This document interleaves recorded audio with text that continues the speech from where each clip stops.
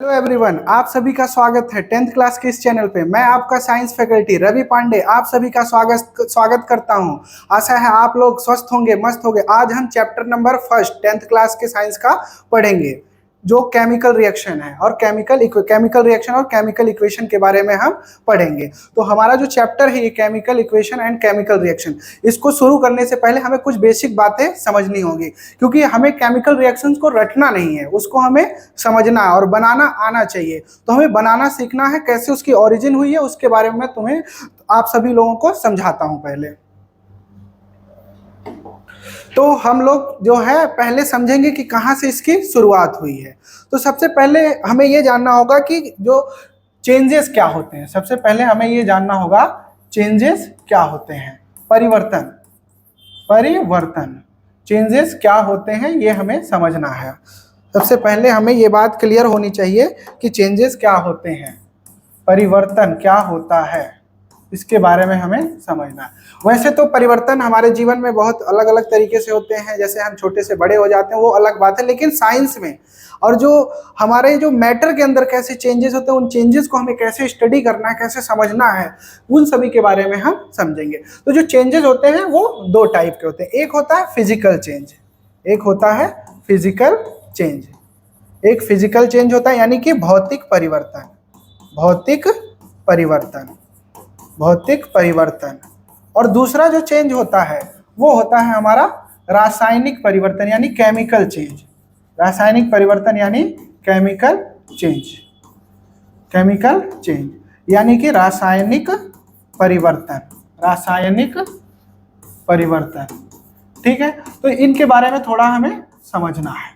तो सबसे पहले देखो फिजिकल चेंज क्या होता है। फिजिकल चेंज जो होते हैं, जैसे कि मान लो कि हमने वाटर लिया, उसको हमने फ्रीज कर दिया तो आइस में कन्वर्ट हो गया।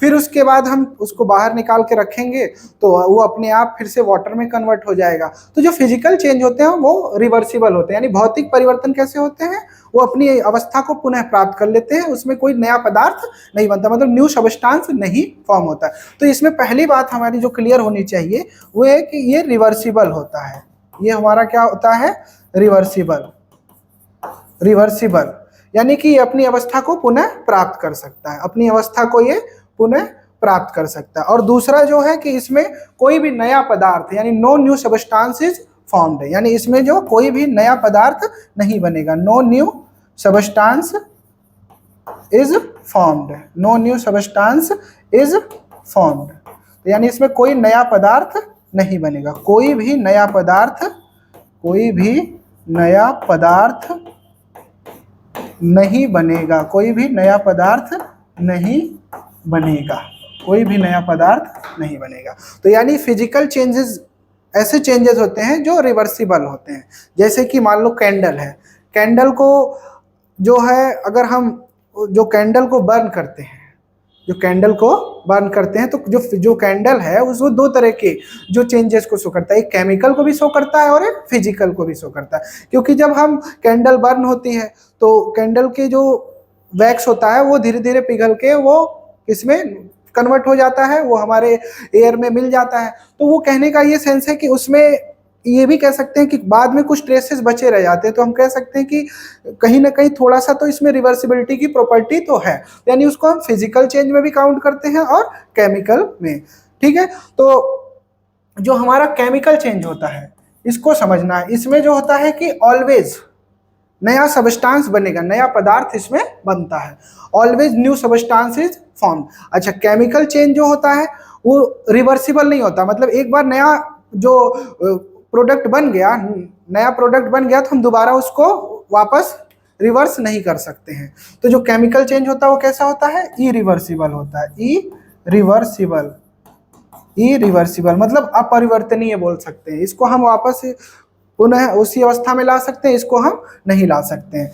और ये इसमें क्या, always, always new substance, new substance formed, always new substance, always new substance formed. ये जो हमारा चेंज होता है इसमें हमेशा नया पदार्थ बनता रहता है, इसमें हमेशा नया पदार्थ बनता रहता है। ठीक है, तो ये जो always new substance formed, new substance formed. तो ये हमारा जो है केमिकल, ये जो हमारा है ये केमिकल चेंज होता है। ठीक है, तो केमिकल चेंजेस, सबसे पहले मैंने बताया कि चेंजेस जो होते हैं वो साइंस में दो तरह के होते हैं, एक होता है फिजिकल चेंज, एक होता है केमिकल चेंज। फिजिकल चेंज में मैंने ये बताया कि भौतिक परिवर्तन वो होता है जो रिवर्सिबल, यानी रिवर्सिबल होता है जिसको हम फिर से दोबारा रिवर्स करके उस स्टेज में ला सकते हैं, और इसमें कोई नया सबस्टांस नहीं बनता, इसमें कोई नया सबस्टांस नहीं बनता। फिर उसके बाद हमने केमिकल चेंज के बारे में समझा कि केमिकल चेंज इरिवर्सिबल होता है, इसको हम उसके जो इनिशियल स्टेज में हम उसे रिटेन नहीं कर सकते हैं। दूसरी बात, इसमें ऑलवेज न्यू सबस्टांस बनेगा, मतलब कि कहने का ये सेंस है कि नया पदार्थ सदैव बनेगा, नया पदार्थ सदैव बनेगा। तो ये बात आप सभी को क्लियर है? ठीक है, तो यही जो केमिकल चेंज है इसी को हम केमिकल फॉर्मूले और सिंबल्स की हेल्प से रिप्रेजेंट करते हैं, उसी को कहते हैं हम केमिकल इक्वेशन या केमिकल रिएक्शन। तो इस जो हमारा ये चैप्टर है, चैप्टर नंबर 1, इसका नाम है केमिकल रिएक्शन एंड इक्वेशन, मतलब कि इसकी शुरुआत यहीं से हुई है। जो केमिकल चेंज है उसको वे ऑफ एक्सप्रेसिंग, उसी को हम कहते हैं केमिकल चेंज। तो केमिकल चेंज को ही हमारा जो है उसको हम जो एक्सप्रेस करते हैं केमिकल फॉर्मूले की हेल्प से, उसी को हम केमिकल इक्वेशन या केमिकल रिएक्शन भी कहते हैं। तो हम इस चैप्टर में जो मोटी मोटी बातें थी वो मैंने बता दी।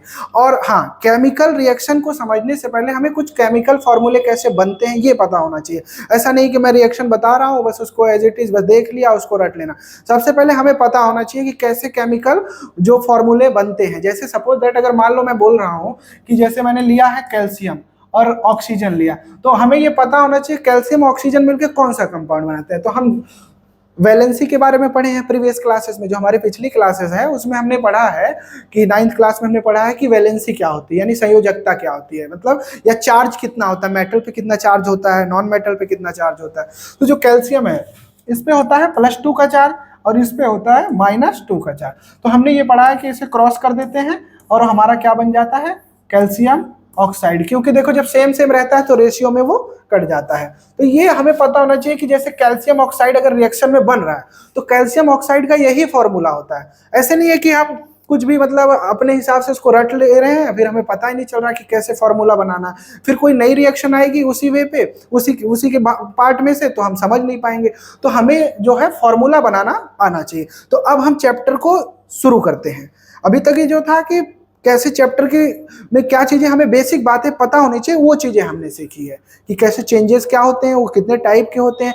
केमिकल चेंज आगे चल के केमिकल रिएक्शन के रूप में जो कन्वर्ट हो जाता है, मतलब उसको एक्सप्रेस करने का जो वे है उसी को हम केमिकल रिएक्शन कहते हैं। है तो केमिकल चेंज ही, तो इसी चीज को हम आगे समझते हैं। ठीक है, तो सबसे पहले जो है हमारा जो है केमिकल रिएक्शन होती क्या है ये बात हमें अच्छे से समझना है। केमिकल रिएक्शन यानी रासायनिक अभिक्रिया क्या होती है इसके बारे में समझना है। जो बातें मैंने अभी बताई कि way of expressing chemical changes in form of chemical formula and symbols is called chemical reaction. देखो वही बात यहाँ भी लिखी हुई है, वही बात यहाँ भी लिखी हुई है। It is a process in which new substance with new properties formed, where, जैसे कि इसमें हमेशा जो है ऐसा प्रोसेस है जिसमें नया सबस्टांस और नई प्रॉपर्टी के साथ बनेगा, तो वो हमारा क्या होता है, केमिकल रिएक्शन होता है। ठीक है, तो वो कहना तो केमिकल चेंज है, लेकिन उसको एक्सप्रेस करने के लिए हमें उसको केमिकल रिएक्शन बोलना पड़ता है, मतलब उसको सिंबल्स की फॉर्म में। अभी तक हम ये जानते थे कि केमिकल जो है जो केमिकल चेंजेस होते हैं उसमें क्या होता है कि ये इरिवर्सिबल होता है, मतलब उसको हम अपरिवर्तनीय होता है, मतलब उसको दोबारा हम उसकी शुरुआती अवस्था में नहीं ले जा सकते। दूसरी बात मैंने क्या बताई थी कि उसका जो मतलब हमेशा नया पदार्थ बनेगा, यानी नया सबस्टांस बनेगा। तो वही बातें यहाँ पे देखो, जब भी कोई भी एलिमेंट्स रिएक्ट करते हैं तो हमेशा नया सबस्टांस बनेगा। ठीक है, और उसके बाद ये नहीं कि मैग्नीशियम ऑक्साइड बन गया है तो उसको हम कर सकते हैं स्प्लिट, लेकिन उतना इजी नहीं होता है। तो हमें ये बात अच्छे से समझनी है। तो एक तरह का प्रोसेस होता है जिसमें नया सबस्टांस नई प्रॉपर्टीज के साथ बनता है। जैसे कि एग्जांपल के तौर पे यहाँ पे दिया हुआ है कि मैग्नीशियम को अगर हम ऑक्सीजन से रिएक्ट कराते हैं in the presence of heat, तो हमारा क्या बनता है, मैग्नीशियम ऑक्साइड बनता है। क्या बनता है, मैग्नीशियम। यानी कि अगर हिंदी में देखा जाए तो रासायनिक अभिक्रिया एक ऐसी प्रक्रिया है जिसमें नए गुणों के साथ नया पदार्थ बनता है। जिसमें क्या होता है, नए गुणों के साथ नया पदार्थ बनता है। जैसे कि मान लो मैग्नीशियम के फीते यानी मैग्नीशियम रिबन को अगर हम हीट करेंगे तो वो चमकदार सफेद लौ के साथ हवा में जलता है, मतलब एक फ्लैश क्रिएट करेगा और मतलब एक शाइन क्रिएट होगा, ठीक है। तो उसके साथ जलेगा तो मैग्नीशियम ऑक्साइड बनाता है, व्हाइट एश होता है यानी सफेद पाउडर का निर्माण करता है। तो वो बातें आपको कैसे देखो एक्टिविटी में दिखाया गया है कि कैसे ये बनता है, कैसे ये जलता है मैग्नीशियम का रिबन, और वो मैग्नीशियम ऑक्साइड में कैसे कन्वर्ट होता है in the presence of heat, ये बातें यहाँ पे दिखाई गई हैं, ठीक है। तो ये पता चला कि केमिकल रिएक्शन को हम कैसे दिखाते हैं, केमिकल रिएक्शन कैसे बनती है वो हमें आगे समझना है, ठीक है। आगे बढ़ते हैं। तो ये बातें मैंने आपको बताई कि कैसे जो है हमारा केमिकल रिएक्शन बनता है। अब हमें ये समझना कि जो केमिकल रिएक्शन होती है उसमें दो पार्ट होते हैं। जो राइट साइड का पार्ट होता है उसको हम प्रोडक्ट बोलते हैं और लेफ्ट साइड के पार्ट को जो है हम क्या बोलते हैं, रिएक्टेंट बोलते हैं। तो जैसे कि अभी इसी के एग्जाम्पल को हम लेकर समझ लें कि जो हमारा ये मैग्नीशियम है इसको मैंने किससे रिएक्ट कराया, ऑक्सीजन से, in the presence of heat. वो बात आप लिखी हुई है ऊपर, लेकिन मैं अपने तरीके से अगर बताऊंगा तो ज्यादा अच्छे से समझ में आएगी। हीट यानी उष्मा से हिंदी वाले भी अच्छे से समझ पाएंगे। तो जो मैग्नीशियम है, ऑक्सीजन, ऑक्सीजन देखो डायटोमिक फॉर्म में एग्जिस्ट होता है तो उसे ऐसे ही लिखना पड़ेगा। तो उसके बाद ये क्या बनाएगा, मैग्नीशियम ऑक्साइड। अब मैग्नीशियम ऑक्साइड में ऐसे लिखूंगा क्योंकि मुझे पता है कि मैग्नीशियम और ऑक्सीजन से क्या केमिकल फॉर्मूला बनता है। अब ये नहीं कि मैं Mg और O2 को मिला रहा हूं और मैथ्स लगा दूं कि MgO2 लिख दूं। अगर मैं MgO2 लिख दूंगा तो ये MgO2 कोई फॉर्मूला ही नहीं है, ये एग्जिस्ट ही नहीं करता है। तो ऐसे नहीं लिखना है, इसमें मैथ्स का इस्तेमाल नहीं करना। इसमें हर एक केमिकल फॉर्मूले का लिखने का अपना एक प्रॉपर वे है। तो ये बात एकदम अच्छे से क्लियर होनी चाहिए, ये बात एकदम अच्छे से क्लियर होनी। अब उसके बाद जो मैग्नीशियम ऑक्सीजन के प्रेजेंस में हीट करने पे मैग्नीशियम ऑक्साइड बना लिया, तो ये वाला जो पोर्शन है, ये वाला जो पोर्शन है इसे बोलते हैं प्रोडक्ट, इसे बोलते हैं प्रोडक्ट। हिंदी में इसे बोलते हैं उत्पाद, उत्पाद, ठीक है, इसको बोलते हैं उत्पाद, ठीक है, उत्पाद बोलते हैं। और जो इधर राइट जो लेफ्ट साइड वाला पोर्शन है इसको बोलते हैं रिएक्टेंट, इसको बोलते हैं रिएक्टेंट, इसको बोलते हैं रिएक्टेंट यानी कि अभिकारक, इसको बोलते हैं अभिकारक, इसको अभिकारक बोलते हैं, अभिकारक, ठीक है। तो ये बात एकदम अच्छे से क्लियर होनी चाहिए कि जो LHS साइड वाला पोर्शन है उसको रिएक्टेंट बोलते हैं और जो RHS साइड वाला पोर्शन है वो हमारा प्रोडक्ट कहलाता है, ठीक है। तो वही बात यहाँ भी लिखी हुई है कि जो रिएक्टेंट होता है the substance that takes part in chemical reaction, मतलब रिएक्टेंट जो होता है वो ऐसा पदार्थ होता है जो रासायनिक अभिक्रिया में भाग लेता है, जो रासायनिक अभिक्रिया में भाग लेता है। यानी हिंदी में लिखा हुआ है रिएक्टेंट यानी अभिकारक, वे पदार्थ होते हैं जो रासायनिक अभिक्रिया में भाग लेते हैं। जैसे कि यहाँ पे मैग्नीशियम और ऑक्सीजन है, ये एक तरह का किसकी तरह का रिएक्टेंट, मतलब यहाँ पे दो रिएक्टेंट है, यहाँ पे दो रिएक्टेंट है जो केमिकल रिएक्शन में पार्टिसिपेट कर रहे हैं और प्रोडक्ट फॉर्मेशन कर रहे हैं। प्रोडक्ट क्या होता है, जो नया सब्सटेंस रिएक्टेंट के रिएक्ट करने के बाद फॉर्म होता है, यानी कि अभिकारकों की अभिक्रिया करने की क्रिया करने के बाद आपस में जो बनता है वही क्या कहलाता है, हमारा प्रोडक्ट। प्रोडक्ट यानी कि उत्पाद, प्रोडक्ट यानी उत्पाद, उत्पाद मतलब बनने वाला नया पदार्थ। जैसे कि यहाँ पे क्या है, ये जो मैग्नीशियम ऑक्साइड है ये हमारा क्या है, उत्पाद, ठीक है। तो ये बात आपको सभी को समझ में आ गई कि रिएक्टेंट क्या होता है, प्रोडक्ट क्या होता है। LHS वाला जो होता है राइट, जो लेफ्ट साइड वाला होता है, मतलब कि जो बाएं हाथ पे जो लिखा हुआ है वो हमारा अभिकारक है यानी रिएक्टेंट है, और जो राइट साइड में लिखा हुआ है वो हमारा प्रोडक्ट है, ठीक है। साइंस में हमें मैथ्स को ज़्यादा से ज़्यादा अवॉइड करके चलना है, यहाँ पे अगर मैथ्स लगाएंगे तो गड़बड़ हो जाएगा, ठीक है। तो इसमें कोई भी केमिकल फॉर्मूला है उसको प्रॉपर वे है उसको बनाने का, तो ये बातें हमें अपने माइंड में रख के चलनी है, ठीक है। तो आगे बढ़ते हैं हम, ठीक है। अब देखो हमें ये समझना है कि जो कैरेक्टरिस्टिक्स क्या होते हैं केमिकल रिएक्शन के, रासायनिक अभिक्रिया को कैसे पहचाना जा सकता है, रासायनिक अभिक्रिया को कैसे पहचाना जा सकता है, ये बातें हम समझेंगे। सबसे पहली बात क्या होना चाहिए कि उसमें एक कलर चेंज यानी रंग में परिवर्तन अगर हो तो भी हमें समझ जाना है कि रासायनिक अभिक्रिया हो रही है। अगर उसके स्टेट में चेंज आए तो भी समझ जाना है कि हाँ ये भी तो रासायनिक अभिक्रिया का ही एक भाग है, मतलब ये ही तरीका पहचानने का एक लक्षण है। फिर टेम्परेचर चेंज हो रहा है यानी कि तापमान में परिवर्तन हो, यानी रंग में परिवर्तन, अवस्था में परिवर्तन, तापमान में परिवर्तन, ये सब क्या है, रासायनिक अभिक्रिया को पहचानने के लक्षण है, मतलब उसके कैरेक्टरिस्टिक्स हैं। इससे हम समझ सकते हैं कि केमिकल रिएक्शन अकर हो रही है, ठीक है। उसके बाद अगर रिएक्शन एंडोथर्मिक है, मतलब अगर उसमें से हीट निकल रही है तो उससे भी हम सेंस कर सकते हैं कि केमिकल रिएक्शन एग्जीक्यूट हो रही है, मतलब अकर हो रही है, ठीक है, रासायनिक अभिक्रिया हो रही है। अगर एक्सोथर्मिक है तो उसमें हीट रिलीज होगी, एंडोथर्मिक है तो हीट एब्जॉर्ब होगी। तो इन सब से हम सेंसेशन के थ्रू हम पता लगा सकते हैं कि वो हमारा केमिकल रिएक्शन हो रहा है। इवोल्यूशन ऑफ गैसेस, मतलब कि गैस का निकलना, गैस का निकलना, ठीक है, गैसें उसमें से उत्पन्न हो रही, नई नई गैसों का निर्माण हो रहा है, तो भी समझ जाना है कि हमारा क्या होता है, रासायनिक अभिक्रिया का एक लक्षण है। फॉर्मेशन ऑफ प्रेसिपिटेट्स, मतलब कि अवक्षेप का बनना, प्रेसिपिटेट्स का बनना, तो वो चीजें देखो एक्टिविटी में बताया गया है कि कैसे केमिकल रिएक्शन अकर होती हैं। तो ये बातें मैंने बता दी, हिंदी में यही लिखा हुआ है कि रंग में परिवर्तन, अवस्था में परिवर्तन, तापमान में परिवर्तन, और एंडोथर्मिक मतलब ऊष्मा का अवशोषण करे, मतलब ऊष्मा दी जा रही है उसको, और एक्सोथर्मिक मतलब कि उसमें ऊष्मा निकल रही है, ठीक है। तो इसको एंडोथर्मिक मतलब ऊष्मा शोषी अभिक्रिया, ऊष्मा शोषी, और जो एक्सोथर्मिक है उसमें ऊष्मा छेपी, मतलब उसमें ऊष्मा निकलती है, और जो गैस का निकलना, ये सारी बातें जो अवक्षेप का निर्माण होना, ये सब केमिकल रिएक्शन में हमें देखने को मिलती है, ये बेसिक है, उसमें देखने को मिलता है। एक्टिविटी में दिखाई गया कैसे हमारा केमिकल रिएक्शन एग्जीक्यूट होता, आकर होता, वो बातें मैंने आपको बताई। अब हम आगे बढ़ते हैं। आगे जो है केमिकल इक्वेशन जो है कैसे बनती है, मतलब केमिकल इक्वेशन यानी जो केमिकल रिएक्शन है उसको केमिकल इक्वेशन भी कहते हैं। बस उसमें कुछ बातों का ध्यान देना होता है, जैसे उसमें स्टेट्स उसकी रिप्रेजेंट करनी होती है, ताकि उसको हम कितना और अच्छा बना सके, मतलब समझने में आसानी हो कि कौन सा, जो कौन मेटल है, कौन नॉन मेटल है, कौन किस स्टेज में है, सॉलिड है, लिक्विड है, गैस है, वो हम केमिकल इक्वेशन के फॉर्म में समझ सकते हैं। देखो केमिकल इक्वेशन लिखा हुआ है कि chemical equation the method of representing chemical reaction with the help of symbols and formulas, मतलब जो किसी भी रासायनिक अभिक्रिया को अगर हम उसके सूत्र और उसके चिन्हों द्वारा अगर हम दिखाएं तो उसे हम क्या कहेंगे, रासायनिक समीकरण कहेंगे। तो जैसे यहाँ पे लिखा हुआ है जिंक और सल्फ्यूरिक एसिड को अगर हम रिएक्ट कराते हैं तो हमारा क्या बनता है, अगर जिंक और सल्फ्यूरिक एसिड को रिएक्ट कराते हैं तो जिंक सल्फेट बनता है और हाइड्रोजन बनता है। तो ऐसे तो ये केमिकल नेम के फॉर्म में हो गया, इसको वर्ड लैंग्वेज में वर्ड के फॉर्म में फॉर्मेट में लिख दिया, लेकिन इसको हम इक्वेशन के फॉर्म में कैसे लिखेंगे वो चीजें यहाँ पे बताई गई हैं। तो जैसे उसको मैं समझा देता हूँ कैसे ये चीजें दी गई हैं, इसको समझिए।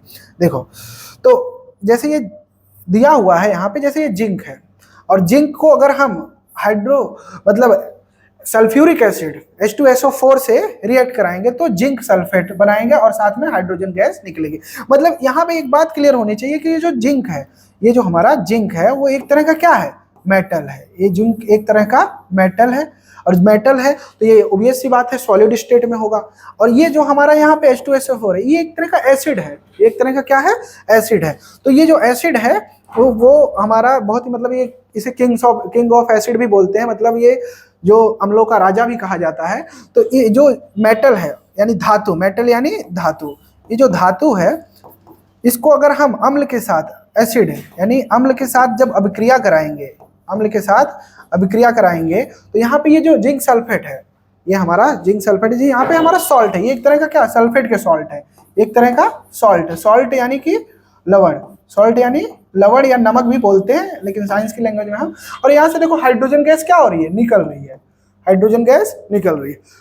एक ये भी तरीका है केमिकल रिएक्शन को पहचानने का कि इसमें अगर हाइड्रोजन गैस निकल रही है तो हम कह सकते हैं, हाइड्रोजन गैस जब भी निकलती है तो उसको पहचानने के तरीके पॉप साउंड क्रिएट करती है, मतलब फट फट की ध्वनि उत्पन्न करती है। तो ये बातें भी आपको दिमाग में रखनी है किसी भी केमिकल रिएक्शन को पहचानने के लिए। और केमिकल रिएक्शन कैसे लिखी जाती है हमें इसके बारे में पता होना चाहिए। जो भी एलिमेंट लिखा हुआ है यानी जो रिएक्टेंट लिखा हुआ है उसे देख कर ही पता चल जाना चाहिए कि वो क्या है। तो ये सब समझ अगर डेवलप हो जाएगी तो हम समझ जाएंगे, तो हमें याद करने की जरूरत नहीं होगी, वो हम खुद बना सकते हैं।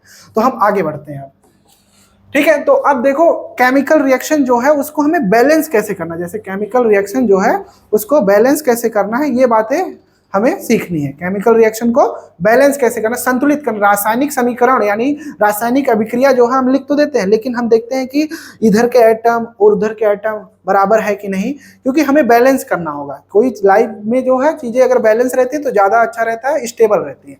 अगर वैसे रिएक्शंस का है, अगर वो बैलेंस नहीं रहेंगे तो अनस्टेबल हो जाएंगी, ठीक है, वो अच्छे से समझ में नहीं आएगा। तो उसे हमें समझना है। जैसे कि मान लो कि अगर मैं ऐसे कोई रिएक्शन लिख देता हूं, जैसे अगर मैंने लिखा कि H2 है, उसको मैं Cl2 से रिएक्ट कराता हूं और वो हमारा बन जाता है HCl, क्या बन जाता है HCl।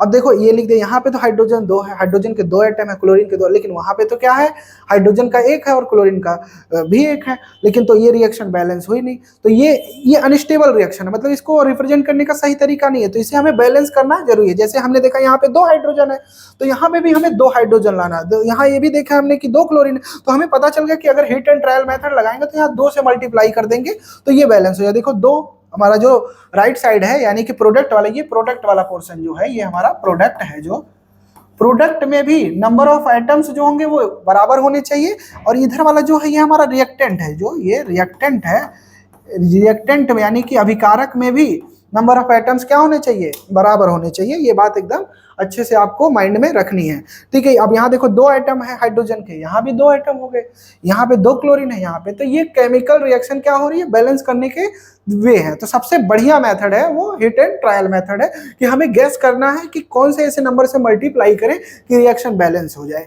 तो ठीक है, तो आगे बढ़ते हैं, हमें बैलेंस करना अभी सीखना। देखो अब जैसे पहले समझ लेते हैं कि कैसे पहचानना कि रिएक्शन बैलेंस है कि अनबैलेंस है। देखो अब यहाँ पे जो है, यहाँ पे H2 और O2 दिया हुआ है, लेकिन यहाँ पे क्या बन गया H2O। तो यहाँ पे देखो हाइड्रोजन के तो 2 हैं, इधर भी हाइड्रोजन के 2 हैं, लेकिन यहाँ पे ऑक्सीजन का भी 2 है, लेकिन वहां ऑक्सीजन का 1 है। तो इससे पता चल गया वाटर का फॉर्मूला तो ठीक है, लेकिन रिएक्शन बैलेंस नहीं है। जो ये केमिकल रासायनिक अभिक्रिया है ये संतुलित नहीं है, यानी कि जो केमिकल इक्वेशन है ये जो है संतुलित नहीं है, यानी बैलेंस नहीं है। ऐसे ही यहाँ पे भी देखने को मिल रहा है, यहाँ पे मीथेन है, मीथेन को हम ऑक्सीजन से रिएक्ट कराने, तो कार्बन तो दिख रहा है सही है, लेकिन अब यहाँ हाइड्रोजन 4 है, यहाँ हाइड्रोजन 2 है, तो यानी ये बैलेंस नहीं है। फिर यहाँ पे देखो कि अभी जो मैंने पीछे बताया था ये भी बैलेंस नहीं है, कि यहाँ पे हाइड्रोजन और क्लोरीन के 2 एटम है, पर वहां पे क्या है 1 एटम है। तो रिएक्शन अनबैलेंस है, उसे बैलेंस करना हमें सीखना। और सबसे बेस्ट मेथड क्या है, हिट एंड ट्रायल मेथड, कि हमें गैस करना है और पता लगाना है। अब जैसे ये भी बता दिया था मैंने कि मैग्नीशियम और ऑक्सीजन जब रिएक्ट करते हैं तो मैग्नीशियम ऑक्साइड बनते हैं, यानी ये इसका परफेक्ट केमिकल फॉर्मूला है। तो अब यहाँ पे देखो कि ऑक्सीजन के 2 एटम है, लेकिन यहाँ पे ऑक्सीजन के 1 एटम है, तो ये भी बैलेंस नहीं है। तो ये चीजें देखने को मिल रही है। सोडियम है, उसको वाटर से रिएक्ट करा रहे हैं, तो यहाँ पे सोडियम हाइड्रोक्साइड बन रहा है, तो यहाँ पे भी देखो हाइड्रोजन का तो 2 है, चलो ठीक है, लेकिन यहाँ पे 1 हाइड्रोजन एक्स्ट्रा आ गया, 3 हो गया इधर, तो ये भी बैलेंस नहीं है। तो ये बातें हमें समझना है, हमें रिएक्शन को बैलेंस करके भी साथ साथ चलना है।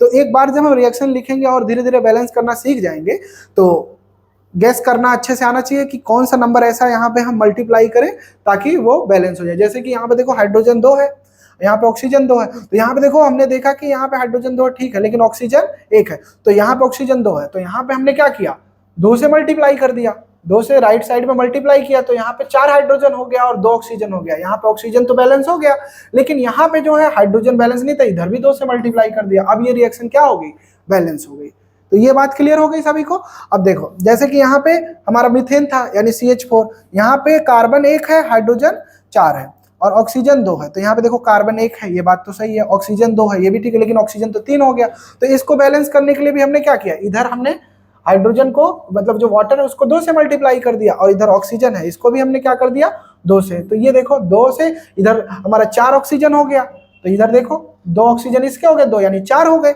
और इधर हमारा जो मीथेन है ये तो यहाँ पे 1 कार्बन 4 हाइड्रोजन है, देखो यहाँ पे 4 हाइड्रोजन 1 कार्बन, मतलब रिएक्शन बैलेंस हो गई।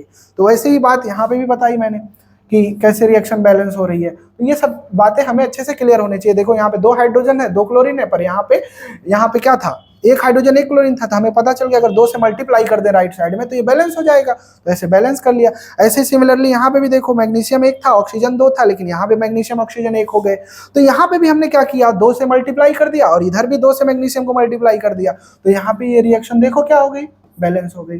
तो जितना एटम लेफ्ट साइड में होगा उतना एटम राइट साइड में होगा, ये बात एकदम क्लियर रहनी चाहिए, क्योंकि तभी तो लॉ ऑफ कंजर्वेशन ऑफ जो केमिकल लॉज बनाए गए हैं वो ओबे होंगे।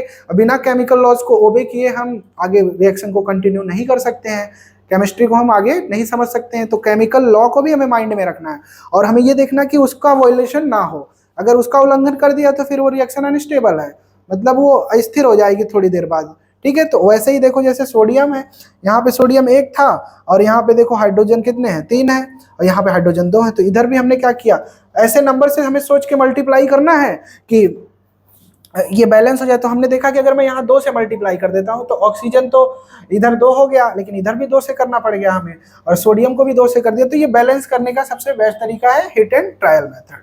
हिट एंड ट्रायल मेथड मतलब हम बस चेक करेंगे कि इधर वाला और उधर वाला बैलेंस है कि नहीं। अगर नहीं बैलेंस है तो उसे हम गैस करके नंबर चेक करेंगे कि इधर number of item left side में कितना है और राइट साइड में कितना। अगर दोनों अनइक्वल है तो हम ऐसे नंबर से मल्टीप्लाई करेंगे, दोनों तरफ बैलेंस है, और दोनों तरफ हमें नंबर से मल्टीप्लाई करना है।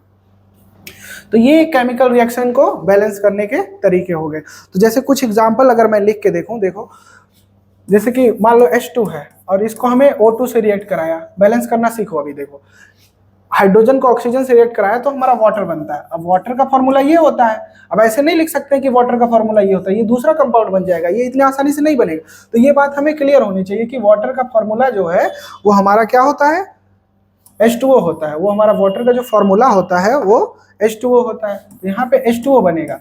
तो अब यहाँ पे देखो दो हाइड्रोजन के एटम है और ऑक्सीजन के दो एटम है, पर इधर क्या है, हाइड्रोजन के तो दो हैं लेकिन ऑक्सीजन के क्या है, एक है।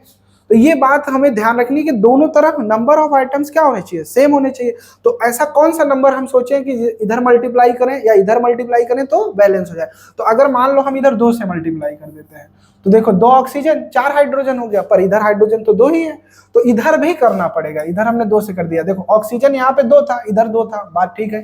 हाइड्रोजन इधर 4 हो गया था तो इधर 2 से किया था, देखो बैलेंस हो गई। तो ये रिएक्शन को हम बैलेंस कैसे करेंगे ये समझ में आना चाहिए।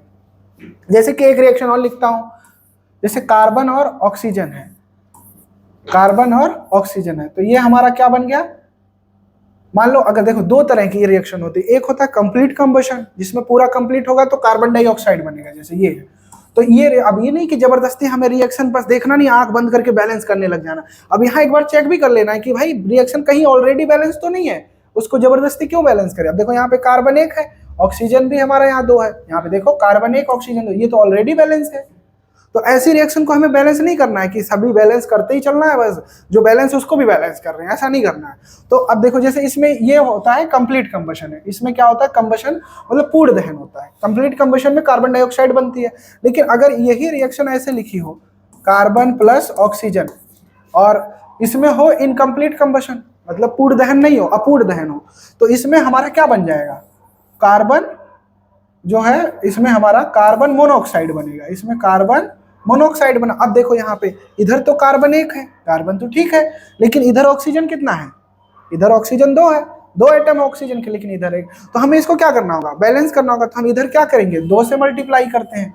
तो 2 से जब मल्टीप्लाई किया तो कार्बन तो 2 हो गया, ऑक्सीजन तो बैलेंस हो गया, इधर 2 है उधर 2 है, लेकिन यहाँ पे कार्बन 1 है, यानी इधर भी हमें क्या करना होगा, मल्टीप्लाई। यही होता है हिट एंड ट्रायल मेथड। मतलब एनसीईआरटी में एक और मेथड दे रखा, लेकिन वो बहुत लेंथी और समझ में नहीं आएगा। वो सबसे बेस्ट मेथड है हिट एंड ट्रायल मेथड। मतलब गैस करो, इधर देखो एटम अगर कितने हैं और उधर देखो एटम कितने हैं, उसके बाद काउंट करो और उसके बाद पता लगाओ, ठीक है। ठीक है, अब उसके बाद जैसे एक रिएक्शन और देखते हैं। जैसे मान लो हमने नाइट्रोजन को हाइड्रोजन से रिएक्ट कराया और तो बन रहा है हमारा अमोनिया। क्या बन रहा है हमारा, अमोनिया बन रहा है। तो देखो अमोनिया में देखो इधर देखो नाइट्रोजन के 2 एटम है और हाइड्रोजन के 2 एटम है, पर इधर देखो नाइट्रोजन तो एक ही है, इधर नाइट्रोजन 1 है, हाइड्रोजन 3 है। तो अब इस रिएक्शन को ये रिएक्शन बैलेंस नहीं है, इसको हमें, ये असंतुलित है समीकरण है, इसको हमें संतुलित करना है। तो हम ऐसे कौन सा नंबर से मल्टीप्लाई करें, जैसे हमें देखेंगे इधर नाइट्रोजन 2, यानी अगर मैं इधर 2 से मल्टीप्लाई कर देता हूं तो देखो नाइट्रोजन 2 हो गया, लेकिन हाइड्रोजन 6 हो गया, लेकिन यहाँ हाइड्रोजन तो फिर हमें इधर देखना पड़ेगा कि इधर किस नंबर से मल्टीप्लाई करो कि हाइड्रोजन 6 हो जाए। तो इधर 3 से। अब देखो नाइट्रोजन 2 हाइड्रोजन 6 और इधर भी हाइड्रोजन 6, अब हो गया बैलेंस। तो केमिकल रिएक्शन को कैसे बैलेंस करना। अच्छा एक और बात है, यहाँ पे आगे अगर कुछ नहीं है तो 1 होता है। ये जितना भी जो भी बातें आगे लिखी होती हैं, ये जो भी बातें आगे लिखी होती हैं, ये सब क्या होती है, नंबर ऑफ मोल्स होते हैं। क्या होते हैं, नंबर ऑफ मोल्स, जो आपने 9th क्लास में सीखा होगा। यानी कि यहाँ पे देखो 1 मोल नाइट्रोजन गैस को 3 मोल हाइड्रोजन गैस से रिएक्ट कराने पर 2 मोल अमोनिया बनता है। ये बातें एकदम क्लियर होने, ये स्टोकियोमेट्रिक कोफिशिएंट भी बोलते हैं इसे, ठीक है। यानी कि ये मोल संकल्पना जो आपने 9th क्लास में पढ़ा होगा, उसमें ये बातें आपको सीखने को मिली होंगी, ठीक है। तो ये मैंने कैसे केमिकल रिएक्शन बैलेंस होती है पीछे भी बताया, और मैंने खुद बैलेंस करके दिखाया कैसे बैलेंस करना है इसको, और कितना आसान है। हिट एंड ट्रायल मेथड सबसे आसान है। बस खाली हमें 2 बातों का ध्यान रखना है कि जो लेफ्ट हैंड साइड है और राइट हैंड साइड, दोनों तरफ रिएक्टेंट और प्रोडक्ट के नंबर ऑफ आइटम्स क्या होने चाहिए, इक्वल होने चाहिए। अगर इक्वल नहीं है तो उसे इक्वल बनाना है। उसके लिए हमें गेस करके हिट एंड ट्रायल करना है कि भाई इधर अगर हाइड्रोजन 2 है तो उधर भी 2 होने चाहिए, अगर उधर 4 है तो इधर भी 4 होने चाहिए, उसके लिए आप उधर भी मल्टीप्लाई कर सकते हो, इधर भी। इसमें कोई मैथ्स नहीं लगता है, साइंस में कोई इसमें मैथ्स नहीं लगाना है, इसमें हमें बस बेसिक हिट एंड ट्रायल करना है और गेस करके आगे बढ़ना है। तो हमारी रिएक्शन बैलेंस हो। अब हम आगे बढ़ते हैं। अब ये सब बातें मैंने आपको बता दी थी कि कैसे केमिकल रिएक्शन बैलेंस होती हैं, वही बात यहाँ पर लिखी हुई है एक एग्जांपल के तौर पे। ये एनसीईआरटी में अच्छे से मतलब समझाया हुआ है इसमें ऐसे डिटेल्ड में, लेकिन आपको हिट एंड ट्रायल मेथड ध्यान रखना। वही बात है जो मैंने वहाँ पे 1 गो में कर दिया था। इसमें क्या है, देखो Fe के 1 एटम है और उधर प्रोडक्ट में 3 हो गए, तो हम इधर 3 है तो इधर 3 करने के लिए हमें इसको 3 से मल्टीप्लाई करना होगा। वो बातें यहाँ दिखा दी गई हैं, पर ये बहुत लेंथी मेथड है और ऐसे करने लग जाओगे तो अगर 4 रिएक्शन बैलेंस करने के लिए दिया है तो उसी में 40 मिनट लग जाएंगे, तो फिर हो गया फिर पेपर। तो इसलिए हिट एंड ट्रायल सबसे बेस्ट मेथड है, उसी को ध्यान में रखना है और आगे बढ़ना है। ये कैसे बैलेंस हुआ है ये दिखा दिया। देखो यहाँ पे सीधा सीधा हिट एंड ट्रायल में क्या करना था कि यहाँ 3 से मल्टीप्लाई कर दिया, क्योंकि इधर प्रोडक्ट में 3 आयरन के मॉलिक्यूल थे, आयरन के एटम थे, तो इधर 3 से कर दिया और इधर हाइड्रोजन 2 है और इधर हमने क्या कर दिया, इधर हाइड्रोजन 2 लेकिन ऑक्सीजन 4 था तो इसलिए इधर 4 से मल्टीप्लाई कर दिया। ठीक है, तो हाइड्रोजन तो हमारा क्या है, अब अभी बैलेंस नहीं हुआ है, इसको बैलेंस करने के लिए देखो यहाँ 8 है तो यहाँ भी हमें क्या करना होगा, 4 से करना होगा मल्टीप्लाई। तो कैसे बैलेंस करना है ये बातें हमें क्लियर होनी चाहिए। ठीक है, तो देखो रिएक्शन में बैलेंस कैसे किया। देखो यहाँ पे 3, इधर 3 से, क्योंकि आयरन कितना था, आयरन में 3 एटम थे, इधर हमारे 1 ही आयरन था तो इधर 3 से मल्टीप्लाई कर दिया, आयरन बैलेंस हो गया। ठीक है, अब उसके बाद देखो यहाँ पे हाइड्रोजन कितना था, ऊपर वाले में जो यहाँ पे वाटर था, यहाँ पे ऑक्सीजन 4 था लेकिन 4 नहीं था तो इसे 4 से मल्टीप्लाई कर, जब 4 किया तो हाइड्रोजन 8 हो गया, तो इसे इसीलिए इधर भी 4 से मल्टीप्लाई कर दिया। अब देखो रिएक्शन बैलेंस हो गई, आयरन के 3 एटम है, इधर आयरन के 3 एटम है, ऑक्सीजन के इधर 4 है और इधर भी 4 है। ये जो 4 आगे लिखा रहा है मल्टीप्लाई, इसका मतलब भी होता है कि 4 ही है, वो 4 नीचे लिखा रहा है चाहे सामने मल्टीप्लाई करके लिखा रहा है, बात बराबर है। तो ये सारी बातें तुम्हें क्लियर होनी चाहिए। ठीक है, तो रिएक्शन कैसे बैलेंस होती है ये एकदम क्रॉस चेक करके एक बार आगे बढ़ना है। तो यहाँ पे देखो ऑक्सीजन के 4 हो गए, ऑक्सीजन के 4, हाइड्रोजन के इधर 8 है, इधर भी 8, तो ये रिएक्शन क्या होगी, बैलेंस। उसके लिए मैंने डिटेल में तुम लोगों को समझा दिया है। ठीक है, अब आगे बढ़ते हैं। अब हमें समझना है, देखो हमने रिएक्शन को बैलेंस करना सीख लिया, अब हमें समझना है कि केमिकल रिएक्शन कितने टाइप्स की होती है, मतलब रासायनिक अभिक्रिया के प्रकार, रासायनिक अभिक्रिया के क्या प्रकार होते हैं। ठीक है, तो ये हमें अच्छे से समझना है। तो हम जो केमिकल रिएक्शन है उसके टाइप्स को अच्छे से अभी पढ़ेंगे। रासायनिक अभिक्रिया के प्रकार, सबसे पहले जो देखो, सबसे पहला जो टाइप है वो हमारा होता है कॉम्बिनेशन रिएक्शन। कॉम्बिनेशन रिएक्शन यानी कि संयोजन अभिक्रिया, कौन सी, संयोजन अभिक्रिया। फिर उसके बाद एक आता है डिकम्पोजिशन रिएक्शन। ये जो कॉम्बिनेशन रिएक्शन है उसका रेसिप्रोकल होता है, यानी इसमें हम जोड़ते हैं, इसमें हम तोड़ते हैं, मतलब वही बात है, एक में जोड़ना है एक में तोड़ना है, ये रेसिप्रोकल, एक दूसरे का रेसिप्रोकल। तो डिकम्पोजिशन का मतलब अपघटन करना, विघटन करना, अपघटन करना, बात नाम बदल बदल के पूछ सकता है लेकिन मीनिंग वही है, सेंस वही है। उसके बाद हमारी क्या है, डिस्प्लेसमेंट रिएक्शन। जो डिस्प्लेसमेंट रिएक्शन है उसको हम विस्थापन अभिक्रिया कहते हैं। इसमें क्या होता है, हाईली रिएक्टिव और लेस रिएक्टिव में वो उसको पावरफुल और लो, जो लेस पावरफुल होगा और जो हाईली पावरफुल होगा वो एक दूसरे को क्या करेंगे, डिस्प्लेस करते रहते हैं। तो ये हमारा विस्थापन अभिक्रिया। फिर उसके बाद डबल डिस्प्लेसमेंट रिएक्शन पढ़ना है। डबल डिस्प्लेसमेंट यानी कि द्विविस्थापन, इसमें दो बार विस्थापन होगा, मतलब 2 बार डिस्प्लेसमेंट होगा।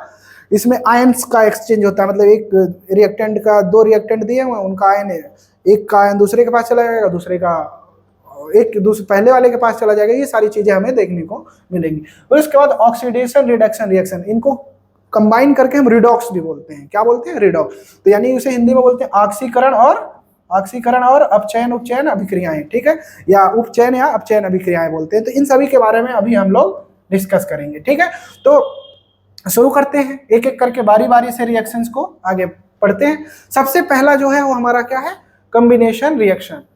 कॉम्बिनेशन रिएक्शन यानी संयोजन अभिक्रिया। तो कॉम्बिनेशन रिएक्शन होती क्या है, इसमें क्या होगा, 2 या 2 से अधिक अभिकारकों को जोड़कर एकल उत्पाद बनाया जाता है। यानी कि the reaction in which 2 and more substance react with each other या combine with each other to form a single product. इसमें क्या होगा, सिंगल सब्सटेंस बनाएगा, सिंगल प्रोडक्ट बनाएगा, बात एक ही है। सब्सटेंस लिखा रहे, प्रोडक्ट लिखा रहे, बात एक ही है। मतलब ऐसी अभिक्रिया जिसमें 2 या 2 से अधिक अभिकारक मिलकर से एकल उत्पाद बनाते हैं उसे हम संयोजन अभिक्रिया कहते हैं। यानी कि the reaction in which 2 or more reactant reacts with each other या combine with each other to form single product, उसे हम क्या कहते हैं, कॉम्बिनेशन रिएक्शन कहते हैं। तो कॉम्बिनेशन रिएक्शन के एग्जाम्पल दिए हुए हैं, ये हमारे क्या है, एग्जाम्पल है। ठीक है, कि यहाँ पे देखो 2 या 2 से अधिक बोला था, 2 भी हो सकते हैं, यानी कि मैग्नीशियम और ऑक्सीजन आपस में रिएक्ट करके एक सिंगल प्रोडक्ट बना रहे हैं। क्या बना रहे हैं, सिंगल प्रोडक्ट। तो ये मतलब कॉम्बिनेशन रिएक्शन को पहचानने का ये तरीका कि इसमें एक ही प्रोडक्ट बनेगा। रिएक्टेंट मल्टीपल हो सकते हैं लेकिन प्रोडक्ट क्या होगा, सिंगल ही बनेगा। तो ये सबसे आसान तरीका है पहचानने का। जैसे देखो सोडियम और क्लोरीन को रिएक्ट करा रहे हैं, सोडियम और क्लोरीन को हम क्या कर रहे हैं, यहाँ पे रिएक्ट करा रहे हैं सोडियम और क्लोरीन को। तो जो सोडियम और क्लोरीन जब रिएक्ट कर रहा है तो ये देखो यहाँ 2 रिएक्टेंट हो गए, लेकिन ये सिंगल प्रोडक्ट दे रहा है, यानी सॉल्ट। सोडियम क्लोराइड क्या होता है, कॉमन सॉल्ट होता है, जो हम खाने में नमक इस्तेमाल करते हैं उसी को तो बोलते हैं।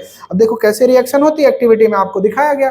तो कॉम्बिनेशन रिएक्शन सिर्फ यही नहीं हो सकता, और भी एग्जाम्पल हो सकते हैं। जैसे कि मैंने देखो, जैसे कार्बन है उसको मैंने ऑक्सीजन के साथ जोड़ दिया तो ये CO2 बन गया। क्या बन गया, CO2। ये भी एक रिएक्शन है, कॉम्बिनेशन रिएक्शन। ये भी क्या है, कॉम्बिनेशन रिएक्शन, यानी संयोजन अभिक्रिया। इसमें देखो 2 अभिकारक मिलकर एक सिंगल प्रोडक्ट बना रहे हैं, यानी 2 रिएक्टेंट मिलकर एक सिंगल प्रोडक्ट यानी एकल उत्पाद बना रहे हैं। तो ये भी हो सकता है, ये भी बता सकते हो। और भी हो सकती है, जैसे कि मान लो मैं लिखता हूं हाइड्रोजन और ऑक्सीजन, तो ये भी है, इसमें सिंगल प्रोडक्ट बन रहा है H2O, तो ये भी हो सकता है। बस देखो बैलेंस नहीं है, इसको बैलेंस कर सकते हैं। यहाँ पे हम 2 से मल्टीप्लाई कर लें और इधर 2 से, देखो धीरे धीरे हैबिचुअल हो जाओगे तो बैलेंस करना आराम से आ जाएगा। तो वो बातें यहाँ पे देखो जो मैंने बताई हैं वो एकदम अच्छे से क्लियर होनी चाहिए। ठीक है, तो रिएक्शन जरूरी नहीं है कि जो इसमें लिखा हुआ है और यही पूछेगा, इसके अलावा भी चेंज करके पूछ, लेकिन फॉर्मेट पता होना चाहिए कि रिएक्टेंट 2 या 2 से अधिक हो सकते हैं और वो हमेशा सिंगल प्रोडक्ट बनाएंगे। ये बात एकदम आपको क्लियर होनी चाहिए।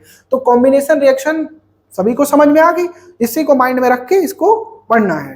ठीक है, और बाकी एक्टिविटी में कैसे रिएक्शन होती है ये मैटर नहीं करता, हमें मेनली फोकस करना है कि रिएक्शन कैसे बनती है, क्या उसका पैटर्न है वो समझना है। ठीक है, आगे बढ़ते हैं। अब देखो ये बहुत इंपॉर्टेंट है, कंसेप्ट है, ये जो है पूछा जाता है, अक्सर पूछा जाता है, जिसमें देखो ये सभी के डेली लाइफ में यूज होता है और हम लोग देखते आ रहे हैं, लेकिन हमें पता नहीं होता है। फिर हमें बाद में जब हम साइंस पढ़ते हैं हमें पता चलता है अच्छा ऐसा भी होता है। जैसे पहले कच्चे मकान हुआ करते थे तो उसको क्या होता है, जब भी कोई प्रोग्राम वगैरह होने से पहले क्या करते थे, उसको सफेदी करते थे, व्हाइट वॉशिंग करते थे। तो व्हाइट वॉशिंग करते थे ये तो हमने सुना था, और जो उसमें चूने का इस्तेमाल किया जाता है वही चूना जो खाने के लिए भी इस्तेमाल करते हैं, जो सुपारी वगैरह पान वगैरह खाते हैं वो उसमें इस्तेमाल करते हैं। लेकिन हमें ये नहीं पता था कि वो कैसे बनता है, उसका केमिकल फार्मूला क्या होता है, आगे चल के उससे क्या है, तो हमें समझने को मिल रहा है। तो ये सारी चीजें जो चीज डेली लाइफ में अकर हो रही हैं, जो हमारी ओल्ड जनरेशन यूज करते हैं, जो वो लोग कहते हैं, कहीं ना कहीं उसमें साइंस उसके पीछे छिपा हुआ है, तो वो हमें समझना है। तो जैसे सबसे पहले समझना है कि देखो इसमें हमारा जो है जो स्लैग्ड लाइम है वो क्या किया हमने, व्हाइट वॉशिंग में यूज होता है, यानी कि दीवारों पर सफेदी करने के लिए वो यूज होता है। तो उसमें क्या होता है, कैल्शियम हाइड्रोक्साइड यूज करते हैं, इसे लाइम वाटर बोलते हैं। इसे जो कैल्शियम हाइड्रोक्साइड है इसे क्या बोलते हैं, लाइम वाटर। ठीक है, इसका फॉर्मूला क्या होता है, CaOH का होल ट्वाइस कैल्शियम हाइड्रोक्साइड। ये एक तरह का बेस होता है, एक तरह का क्या होता है, बेस होता है, ये यानी क्षारक होता है। उसको हम कार्बन डाइऑक्साइड से, कार्बन डाइऑक्साइड हम अपने घर से थोड़ी ना लाएंगे, वो इन्वायरमेंट में प्रेजेंट होती है, उसको बस वो उसमें रिएक्ट करेगा और उसके साथ किस में बन जाए, कन्वर्ट हो जाएगा व्हाइट वॉशिंग के फॉर्मूले में। इसको इसी को कैल्शियम कार्बोनेट सिर्फ व्हाइट वॉशिंग का फॉर्मूला नहीं है, यानी सफेदी का ही सूत्र नहीं है, ये मार्बल का भी हो सकता है। ठीक है, अब जैसे एक्स होते हैं, एक्स का जो कवरिंग होती है, अपर लेयर होती है जो व्हाइट कलर की, ठीक है, ऊपर से जो हार्ड लेयर होती है वो भी हमारा कैल्शियम कार्बोनेट का बना है। तो कैल्शियम कार्बोनेट एक ऐसा कंपाउंड इतना क्रूशियल है कि इसको हमें डेली लाइफ में बहुत जगह है इसका यूज देखने को मिल जाएगा। मतलब हम अक्सर अधिकतर चीजें इस्तेमाल करते हैं वहां पे हमें कैल्शियम कार्बोनेट का यूज देखने को मिल जाएगा। तो जो व्हाइट वॉशिंग होता है, दीवारों को सफेदी की जाती है, कच्चे मकानों में ज्यादा होता था, अब तो आजकल पेंट वगैरह हो गए हैं, उसमें प्लास्टिक पेंट, रबर पेंट, ये सब का इस्तेमाल किया जाता है, लेकिन प्रोसेस वही है, पैटर्न वही है करने का। तो ये जो कैल्शियम हाइड्रोक्साइड उसको कार्बन डाइऑक्साइड के प्रेजेंस में जब उसके कांटेक्ट में आता है तो कैल्शियम कार्बोनेट बनाता है, तभी शाइन आती है। जब पहले व्हाइट वॉशिंग कर देते हैं उसके बाद उसको छोड़ देते हैं, फिर वो जो इन्वायरमेंट में कार्बन डाइऑक्साइड जो प्रेजेंट होती है उससे रिएक्ट करके धीरे धीरे वो सूखता है, सूखने के बाद वो शाइन करता है, वो कैल्शियम कार्बोनेट में कन्वर्ट हो जाता है। और जो ये वाटर है वो क्या हो जाता है, इवेपोरेट हो जाता है, मतलब सूख के वो वाष्पीकृत हो जाता है। तो वही बात हिंदी में भी लिखा हुआ कि बुझे हुए चूने का उपयोग करते हैं, बुझे हुए चूने को हम कैल्शियम हाइड्रोक्साइड कहते हैं। कार्बन डाइऑक्साइड की उपस्थिति में वो धीमे तरीके से, मतलब बहुत स्लो रिएक्शन करता है और क्या बनाता है, वही बात लिखी हुई है कैल्शियम कार्बोनेट बनाता है। कैल्शियम कार्बोनेट जो होता है मार्बल का भी फॉर्मूला, मार्बल यानी संगमरमर, और कैल्शियम कार्बोनेट जो होता है व्हाइट वॉशिंग का भी फॉर्मूला है। कैल्शियम कार्बोनेट एक की जो उसकी कवर होता है, उसका जो इन्वेलप होता है, हार्ड कोर्स होते हैं, उसका भी फॉर्मूला है। ठीक है, तो ये चीजें बहुत इंपॉर्टेंट, इसमें बहुत घुमा घुमा के नाम बदल बदल के एग्जाम में क्वेश्चन पूछता है, तो वो बातें आपको मैंने समझा दी है। ठीक है, तो देखो यहाँ पे लिखा हुआ है सफेदी करने के 2-3 दिन बाद कैल्शियम कार्बोनेट का निर्माण होता है। तो वही बताया ना कि जो कार्बन डाइऑक्साइड हमारे इन्वायरमेंट में प्रेजेंट धीरे धीरे जब सूखेगा तो कैल्शियम कार्बोनेट में कन्वर्ट हो जाएगा। तो वो बातें मैंने आपको अच्छे से समझा दी है। ठीक है, अब उसके बाद हम आ जाते हैं दूसरी जो है डिकम्पोजिशन रिएक्शन। हमने कॉम्बिनेशन रिएक्शन समझ लिया, कॉम्बिनेशन रिएक्शन हमने अच्छे से क्लियर समझ लिया। ठीक है, वो एग्जाम्पल कॉम्बिनेशन रिएक्शन का नहीं था, वो अलग था। ठीक है, क्योंकि उसमें 2 प्रोडक्ट बन रहे थे ना। तो अब यहाँ पे हमें ये समझना है कि डिकम्पोजिशन रिएक्शन क्या होती है। ठीक है, तो डिकम्पोजिशन रिएक्शन को अपघटन अभिक्रियाएं भी बोलते हैं। अपघटन अभिक्रिया या विघटन अभिक्रिया, मतलब इसमें यह समझना है कि टूट रहा है, टूटेगा। जो कॉम्बिनेशन रिएक्शन में जुड़ रहा था वो यहाँ टूटेगा। तो यहाँ पे डिकम्पोजिशन रिएक्शन जो होती है, ऐसी रिएक्शन होती है, those reaction in which compound split into 2 और मोर सिंपलर सब्सटेंस। मतलब इसमें क्या होगा कि जो सिंगल रिएक्टेंट स्प्लिट होकर मल्टीपल प्रोडक्ट में टूट जाएगा। देखो ये कैल्शियम कार्बोनेट है जो अभी हमने पीछे बनाया था, इसलिए रिलेटेबल है इसे। ये अगर स्प्लिट होगा तो कैल्शियम ऑक्साइड में और कार्बन डाइऑक्साइड में टूटेगा। ठीक है, ठीक है, ये कैल्शियम ऑक्साइड और कार्बन डाइऑक्साइड में टूट जाएगा। उसके बाद ये बातें एकदम अच्छे से क्लियर हो गई। अब जैसे कि यहाँ पे देखो लेड नाइट्रेट है, क्या है, लेड नाइट्रेट है, ये भी सिंगल रिएक्टेंट है, ये टूटेगा मल्टीपल प्रोडक्ट में। मतलब वो ये बिल्कुल रिवर्स है, वो पिछले वाला जो कॉम्बिनेशन रिएक्शन है उसका उल्टा है। उसमें क्या होता था, 2 या 2 से अधिक रिएक्टेंट ऐड होकर सिंगल प्रोडक्ट बनाते थे। और यहाँ पे क्या है, सिंगल रिएक्टेंट स्प्लिट होकर डिवाइड होकर मल्टीपल प्रोडक्ट बनाएगा टूटकर। उसका प्रोसेस हो सकता है हीट करके, हो सकता है तो अलग अलग तरीके से। तो यहाँ देखो लेड नाइट्रेट, लेड ऑक्साइड में टूट गया और नाइट्रोजन डाइऑक्साइड और ऑक्सीजन में टूट गया। ये बात आपको क्लियर होगी। तो ये बात हमेशा ध्यान रखना है कि कॉम्बिनेशन रिएक्शन में क्या था कि वहां पे जो रिएक्टेंट थे, 2 और मोर रिएक्टेंट, वो एडअप होकर सिंगल प्रोडक्ट बनाते थे। और डिकम्पोजिशन रिएक्शन में क्या है, यानी कि जो अपघटन अभिक्रिया है, इसमें क्या है कि जो सिंगल रिएक्टेंट है वो डिवाइड होकर स्प्लिट होकर मल्टीपल प्रोडक्ट का निर्माण करता है। ये बात एकदम अच्छे से क्लियर होना चाहिए। ठीक है, आगे बढ़ते हैं। ठीक है, देखो अब हमें समझना है कि जो डिकम्पोजिशन रिएक्शन है, ये जो डिकम्पोजिशन रिएक्शन है, ये क्या अलग टाइप की भी होती है, मतलब कितने टाइप्स की होती है, क्या एक ही तरह का नहीं है, इसमें हमें कितने टाइप की होती है, किस किस के प्रेजेंस में हमारा डिकम्पोजिशन रिएक्शन होता है, वो चीजें यहाँ पे हमें समझना है। तो इसको हम क्या बोलते हैं, अपघटन अभिक्रियाओं के प्रकार, टाइप्स ऑफ डिकम्पोजिशन रिएक्शन। तो सबसे पहले एक बात समझनी है कि देखो, एक होता है थर्मल, एक क्या होता है हमारा, ये जो है थर्मल डिकम्पोजिशन। ये क्या है हमारा, थर्मल डिकम्पोजिशन। थर्मल जब भी वर्ड आए तो ये समझ जाना हीट से रिलेटेड है। किससे रिलेटेड है, हीट, थर्मल, टेम्परेचर, हीट, इससे रिलेटेड है। तो यानी कि हमें यहाँ पे हीट का यूज करना होगा। तो इसे हम देखो क्या बोलते हैं, तापीय अपघटन बोलते हैं, तापीय अपघटन। थर्मल डिकम्पोजिशन को क्या बोलते हैं, तापीय अपघटन बोलते हैं। फिर उसके बाद देखो फोटो वर्ड जहां भी आ जाए, क्या, फोटो। फोटो का मतलब ही होता है कि लाइट, फोटो का मतलब ही होता है लाइट। वो अपनी वाली फोटो नहीं जो हम खिंचवाते हैं, वो अलग है, वहां भी लाइट स्प्लैश मारते हैं। लेकिन वो साइंस में जो फोटो जब भी टर्म आए तो समझ जाना कि लाइट के प्रेजेंस में होगा, कुछ भी होगा। फोटोलिटिक डिकम्पोजिशन मतलब ऐसा विघटन या अपघटन, ऐसे रिएक्शन जिसमें लाइट का यूज करके हम क्या कर सकें, उसको एग्जीक्यूट करा सकें। तो ये बात एकदम समझ में आना। अब जैसे जब भी इलेक्ट्रो वर्ड आ जाए, इलेक्ट्रो वर्ड आ जाए तो इसका मतलब समझ जाना है कि इलेक्ट्रिसिटी का यूज होगा। किसका यूज होगा, इलेक्ट्रिसिटी। इलेक्ट्रिसिटी का मतलब क्या होता है, विद्युत। अरे भाई जिससे पंखा चलता है, टीवी चलता है, फोन वोन चार्ज करते हैं, वही इलेक्ट्रिसिटी होती है। हमारा काम तो इस्तेमाल करने का होता है, हम ये नहीं सोचते हैं कि वो कैसे बनता है, कहाँ से तैयार होता है। ये बातें भी तो हमें जाननी चाहिए, तभी तो हम उसका अच्छे से यूज करेंगे। जो लाइट है इसको प्रकाश बोलते हैं।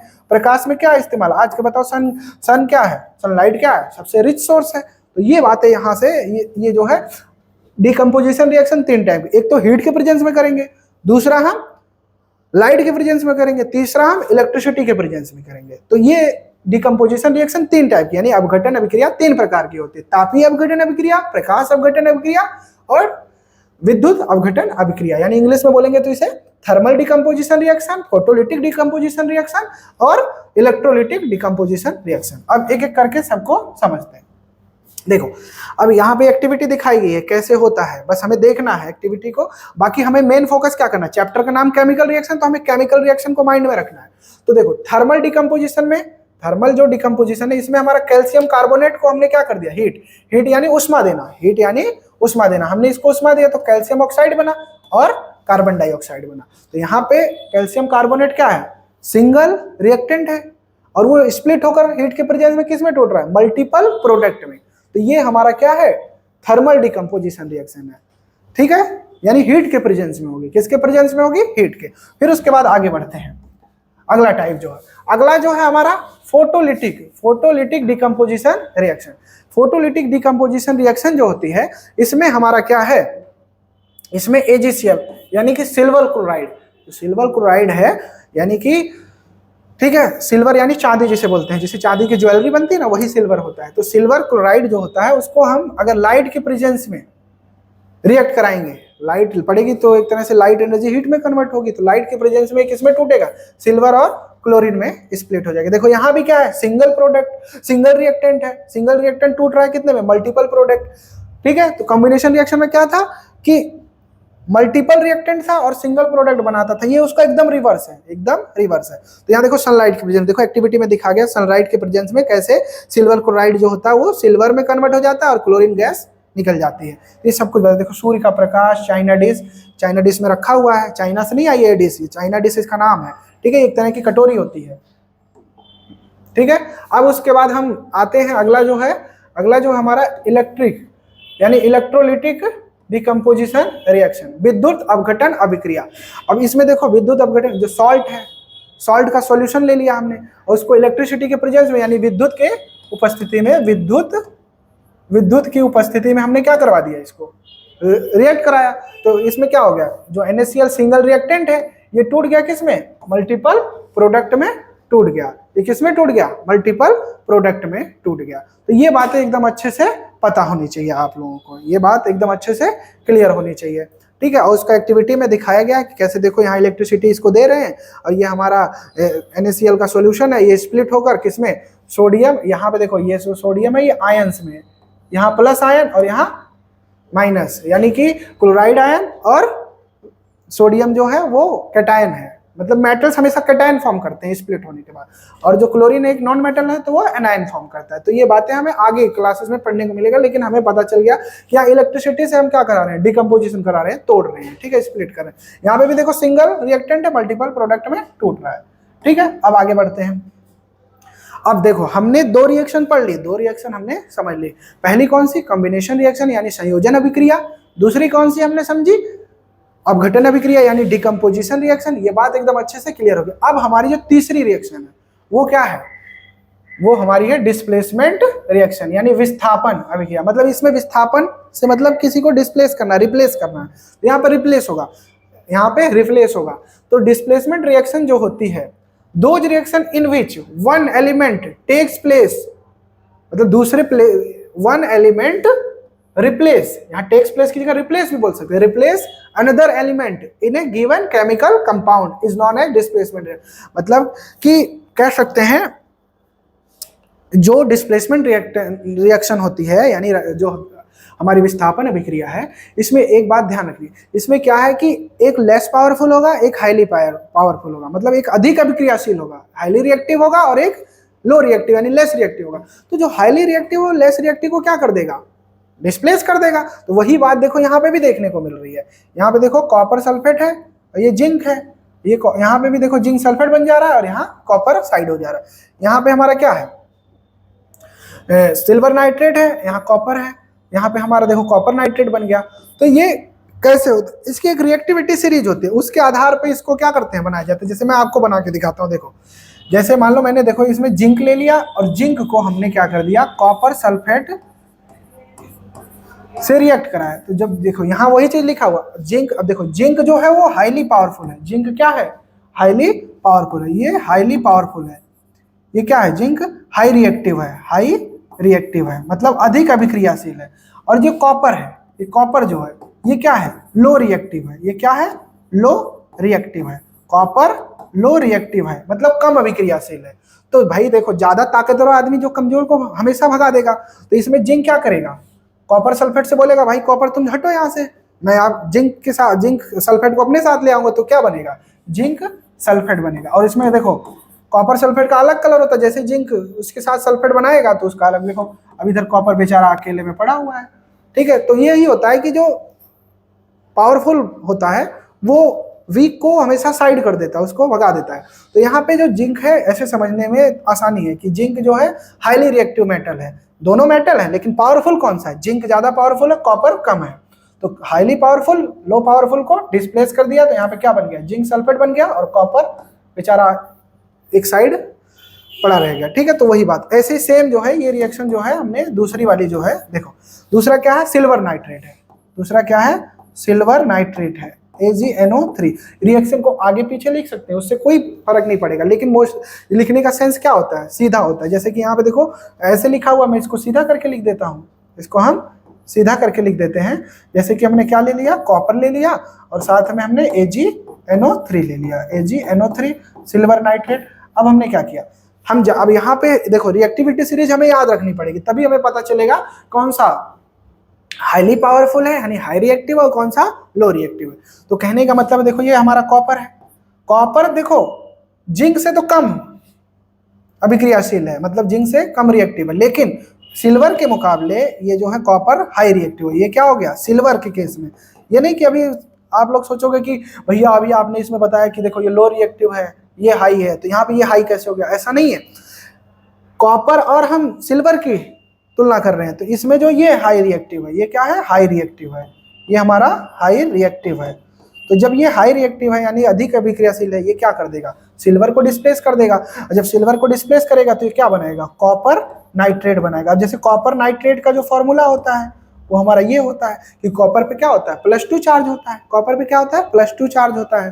तो ये कॉपर नाइट्रेट बना लेगा, और साथ में हमारा सिल्वर अकेला पड़ा रहेगा। अब देखो यहाँ पे क्या है, नाइट्रेट के 2 हैं, तो यहाँ पे भी हमें क्या करना पड़ेगा, 2 से मल्टीप्लाई करना होगा। जैसे यहाँ पे देखो बैलेंस था, अब यहाँ पे 2 से हमने मल्टीप्लाई कर दिया।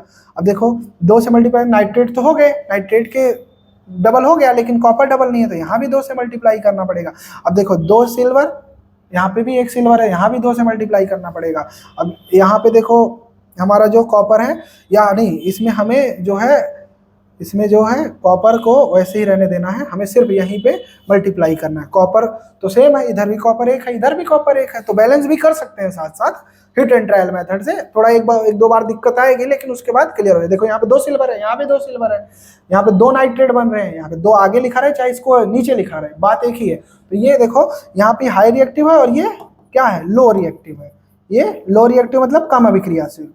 तो हाईली जो ज्यादा पावरफुल होता है कम पावरफुल को क्या करता है, भगा देगा। तो यहाँ पे देखो कॉपर नाइट्रेट बन गया, ये नाइट्रेट का सॉल्ट है, और यहाँ पे सिल्वर साइड हो गया। तो ये हमारी क्या है, डिस्प्लेसमेंट रिएक्शन। इसमें सारा खेल क्या है कि जो हाईली रिएक्टिव एलिमेंट है वो लो रिएक्टिव एलिमेंट को डिस्प्लेस कर देगा कंपाउंड से, और एक नया कंपाउंड बनेगा, ठीक है। तो ये इसमें रिएक्शन में ध्यान देना है, ठीक है। तो हम आगे बढ़ते हैं। अब ये बातें मैंने देखो अच्छे से समझा दी है आप लोगों को, ये बातें एकदम अच्छे से समझा दी। देखो मैंने वही लिख के एकदम अच्छे से समझा दिया था। तो जैसे और भी रिएक्शन, और भी देखो और भी एग्जांपल हो सकते हैं, अनदर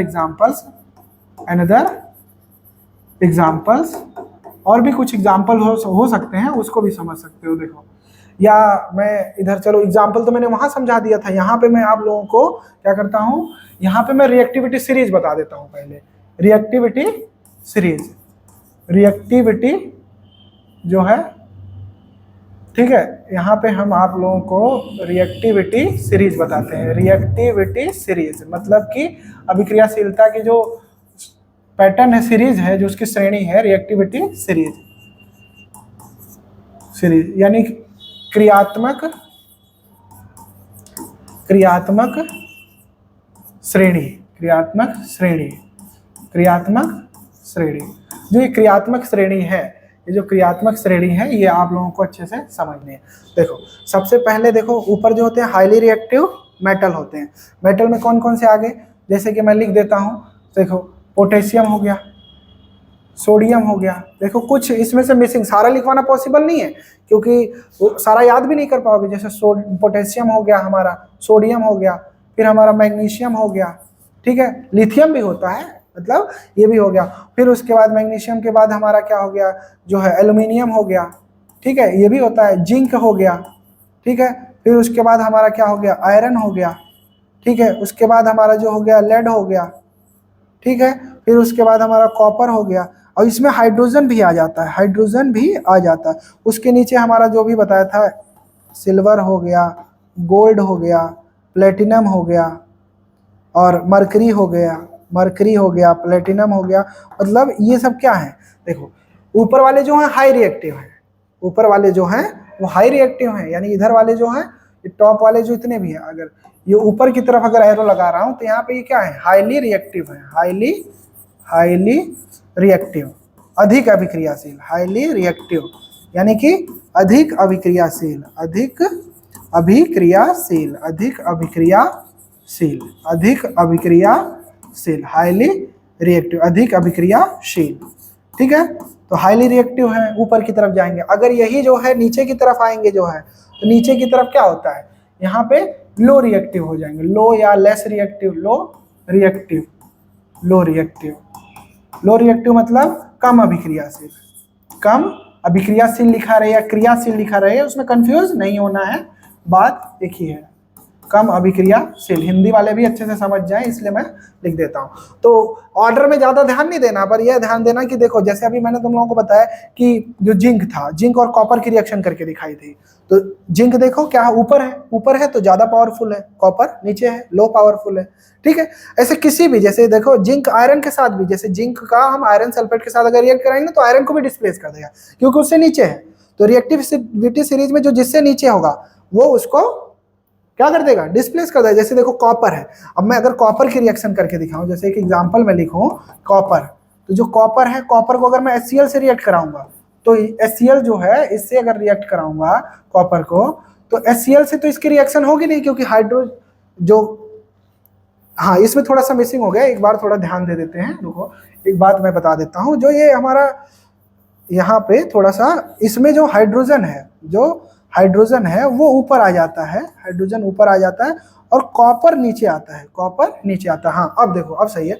तो ये जो यहाँ पे हम कॉपर को अगर हम कॉपर को HCl से रिएक्ट कराएंगे, HCl मतलब उसमें हाइड्रोजन मिल रहा है, तो ये रिएक्शन नहीं होगा क्योंकि देखो हाइड्रोजन ज्यादा पावरफुल है, कॉपर उसको डिस्प्लेस नहीं कर पाएगा, तो यहाँ पे नो रिएक्शन हो जाएगा। यहाँ क्या हो जाएगा, नो रिएक्शन, नो रिएक्शन हो जाएगा, यहाँ पे रिएक्शन होगी ही नहीं, रिएक्शन नहीं होगी। तो वही बात है ना कि देखो ये हमारा लेस पावरफुल है, हाइड्रोजन हमारा क्या है, हाईली पावरफुल है, तो लेस पावरफुल कभी हाईली पावरफुल को नहीं रिप्लेस कर पाएगा, तो इसके साथ कोई रिएक्शन नहीं देता। तो कभी कभी एग्जाम में दे देता है कि बताओ इस रिएक्शन को कंप्लीट करो, तो हम फ्लो में बनाने लग जाते हैं, हमें रिएक्शन बनाना सीख लिया बस बनाने लग जाते हैं, पर ऐसा नहीं है। तो ये जितने भी ऊपर के हैं, ये जितने भी हमने पढ़े हैं, सोडियम मतलब potassium, sodium, magnesium, aluminium, zinc, iron और हमारा लेड हो गया, लेड यानी शीशा, उसके बाद हाइड्रोजन, कॉपर, सिल्वर और गोल्ड और मरकरी और प्लेटिनम, ये जितने भी पढ़े हैं, नीचे वाले एलिमेंट नोबल एलिमेंट भी बोलते हैं, जैसे कि जो गोल्ड और जो सिल्वर और प्लेटिनम है ये नोबल होते हैं, किसी से जल्दी रिएक्ट नहीं करते हैं, तो ये लेस रिएक्टिव है। तो ऊपर वाला जो एरो है वो हाईली रिएक्टिव का है, नीचे वाला, इसी रिएक्टिविटी सीरीज को माइंड में रखना है, माइंड में रख के हम डिस्प्लेसमेंट रिएक्शन को करेंगे तभी हो पाएगा, नहीं तो गलत बना दोगे। ऐसा नहीं है कि सभी को फ्लो में बनाने जा रहे हो। जैसे कि मान लो अगर मैं लिखना चाहूँ, अगर मान लो कि मैं लिखना चाहूँ, मैंने मान लो एक रिएक्शन लिखा कि चलो ये कॉपर है, कॉपर, बार बार मैं कॉपर ही ले रहा हूँ, आप लोग सोचो कि कॉपर क्यों ले रहे हैं, मैं कोई और ले लेता हूँ। जैसे मान लो मैं ले लेता हूँ इसमें जैसे कि मैं मान लो लेड ले लेता हूँ, अब ये मैंने लेड ले लिया और इसको मैं जिंक सल्फेट से रिएक्ट करा रहा हूँ। तो अब हमारी रिएक्शन बनाने की आदत है कि डिस्प्लेसमेंट करा देना है, तो ये नहीं देखेंगे कि यहाँ पे क्या है, देखो यहाँ पे जो है, यहाँ पे जो बातें हैं कि यहाँ पे जो बात, ये हमारा लेड है, ये लेस रिएक्टिव है, ये क्या है, लो रिएक्टिव है, लो रिएक्टिव है। तो लो रिएक्टिव कभी लो पावरफुल जो होता है वो कभी हाई पावरफुल को डिस्प्लेस कर पाएगा नहीं, हाईली पावरफुल को हाईली रिएक्टिव को डिस्प्लेस कर पाएगा नहीं, कर पाएगा। तो ये रिएक्शन भी क्या होगी, नो रिएक्शन होगी। तो ऐसे इससे सावधान रहना है कि हर रिएक्शन को बनाते समय हमें ये नहीं कि रिएक्शन बन रही है बस बनाते जाओ, हर रिएक्शन नहीं बनेगी, तो ये नहीं बनेगी रिएक्शन। तो ये भी ध्यान रखना है कि इसलिए रिएक्टिविटी सीरीज बहुत जरूरी है, रिएक्टिविटी सीरीज हमें माइंड में रखनी है। ठीक है, आगे बढ़ते हैं। ठीक है, तो देखो एक्टिविटी में दिखाया गया कैसे होता है कि कॉपर सल्फेट में अगर हम आयरन नेल को डिप करते हैं तो आयरन जो होता है हाईली रिएक्टिव होता है कॉपर से, डिस्प्लेस कर देता है और कलर चेंज हो जाता है। ठीक है, तो ये बातें यहाँ पे सब कुछ बताया। देखो आयरन नेल से मतलब ये नहीं कि अगर कभी कभी स्टेटमेंट की फॉर्म में भी दे देगा कि what happen when iron nail is dipped into the copper sulphate solution, तो क्या होगा। तो ये बातें हमें पता, आयरन नेल का मतलब वो स्टेटमेंट में लिखे तो सीधा समझ जाना, इसमें हमें सीधा समझ जाना है कि ये आयरन है। और यहाँ पे जो सॉल्यूशन लिया है कॉपर सल्फेट मतलब CuSO4, इसी से रिएक्ट कराना है, सीधा रिएक्शन लिखना है। कुछ जब भी व्हाट हैपन करके बोले क्या होगा तब ऐसे में रिएक्शन लिखना, कहानी नहीं लिखनी है। तो देखो यहाँ पे रिएक्शन दे रखा है, यहाँ पे रिएक्शन दे रखा है, वही रिएक्शन, सारी बातें जो है रिएक्शन ही है मेन। कि देखो आयरन हाईली रिएक्टिव होता है, कॉपर लेस रिएक्टिव होता है, उसको रिप्लेस कर दिया, तो वो बातें हिंदी में भी लिखी हुई है। तो ये चीजें हमने पढ़ ली। अब हम आगे बढ़ते हैं। अब नाम से कंफ्यूज नहीं होना, वो डिस्प्लेसमेंट रिएक्शन थी यानी विस्थापन अभिक्रिया थी, और ये हमारी क्या है, डबल डिस्प्लेसमेंट रिएक्शन। ये क्या है हमारी डबल डिस्प्लेसमेंट रिएक्शन, द्विविस्थापन अभिक्रिया। यहाँ पे 2 बार डिस्प्लेसमेंट होगा, 2 बार द रिएक्शन। देखो इसको समझो, those reaction in which two compound react with each other exchange of, मतलब इसमें मेन वर्ड जो है एक्सचेंज ऑफ आयन, मतलब आयनों का हस्तांतरण होगा, exchange of ions to form 2 new compound. अच्छा, इसमें एक और खास बात होती है, इसमें प्रेसिपिटेट्स बनते हैं। देखो यहाँ बन रहा है ना पैसे, जैसे कि मान लो देखो ये हमारा क्या है, लेड नाइट्रेट है और ये पोटेशियम आयोडाइड है। लेड नाइट्रेट है और पोटेशियम आयोडाइड है। तो लेड नाइट्रेट जब पोटेशियम आयोडाइड से रिएक्ट करेगा तो देखो यहाँ पे नाइट्रेट है, यहाँ पे क्या है, नाइट्रेट है, ये नाइट्रेट के आयन है, यहाँ पे आयोडीन के आयन है। तो ये अपनी पोजीशन क्या कर लेंगे, एक्सचेंज करेंगे। यहाँ पे लेड आयोडाइड बन गया, क्या बन गया, लेड आयोडाइड, और यहाँ पे क्या बन गया, पोटेशियम नाइट्रेट। जब भी किसी के साथ आयोडाइड बनेगा प्रोडक्ट में तो हमेशा वो येलो पीपीटी ही बनाता है, क्योंकि आयोडीन येलोइश कलर का होता है, वो हमेशा येलो पीपीटी फॉर्म है, मतलब पीला अवक्षेप। इसका मतलब ये होता है कि पीला अवक्षेप निर्माण करेगा, पीला अवक्षेप। तो नाम भी बदल देता है कभी कभी रिएक्शन का, कि ये बताओ कि प्रेसिपिटेशन रिएक्शन कौन सी होती है। तो ये भी बात हमें क्लियर पता होनी चाहिए। ठीक है, तो हम आगे बढ़ते हैं अब। ठीक है, तो इसमें देखो मैंने एग्जांपल के तौर पे समझाया कि मतलब ऐसी अभिक्रियाएं जिसमें आयनों का आदान प्रदान हो, जो कंपाउंड है उसमें आयन का एक्सचेंज होगा और नया कंपाउंड बनेगा। तो देखो यहाँ पे आयन का एक्सचेंज हो, नाइट्रेट और जो पोटेशियम आयोडाइड जो है, यहाँ लेड नाइट्रेट और पोटेशियम आयोडाइड के आयन एक दूसरे का एक्सचेंज करिए, पोटेशियम के साथ नाइट्रेट आ गया और लेड के साथ आयोडाइड आ गया। तो ये वही होता है डबल डिस्प्लेसमेंट रिएक्शन। ठीक है, इसी का दूसरा नाम अभी जो मैंने जिक्र किया था कि इसको प्रेसिपिटेशन रिएक्शन भी कहते हैं, क्योंकि यहाँ पीपीटी बनता है। क्या बनता है, पीपीटी। ठीक है, अवक्षेप बनता है।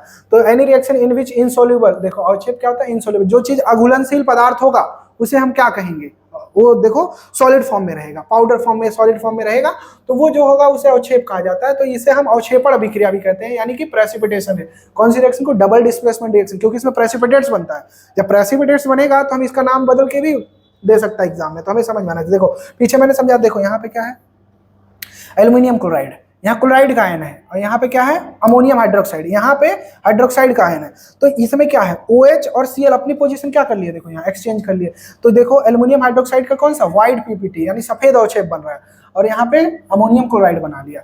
तो पहला वाला जो प्रोडक्ट होगा ना वो हमेशा पीपीटी में फॉर्म में रहेगा। अब जैसे बेरियम क्लोराइड है, यहाँ पे सोडियम सल्फेट से रिएक्ट करा रहे हैं, तो ये देखो सल्फेट का आयन क्लोरीन की जगह चला जाएगा, क्लोरीन का इसके, देखो ये बेरियम क्लोराइड है ना, ये बेरियम सल्फेट बन जाएगा, और सोडियम सल्फेट है वो सोडियम क्लोराइड बन जाएगा। देखो बेरियम सल्फेट, व्हाइट पीपीटी, सफेद अवक्षेप।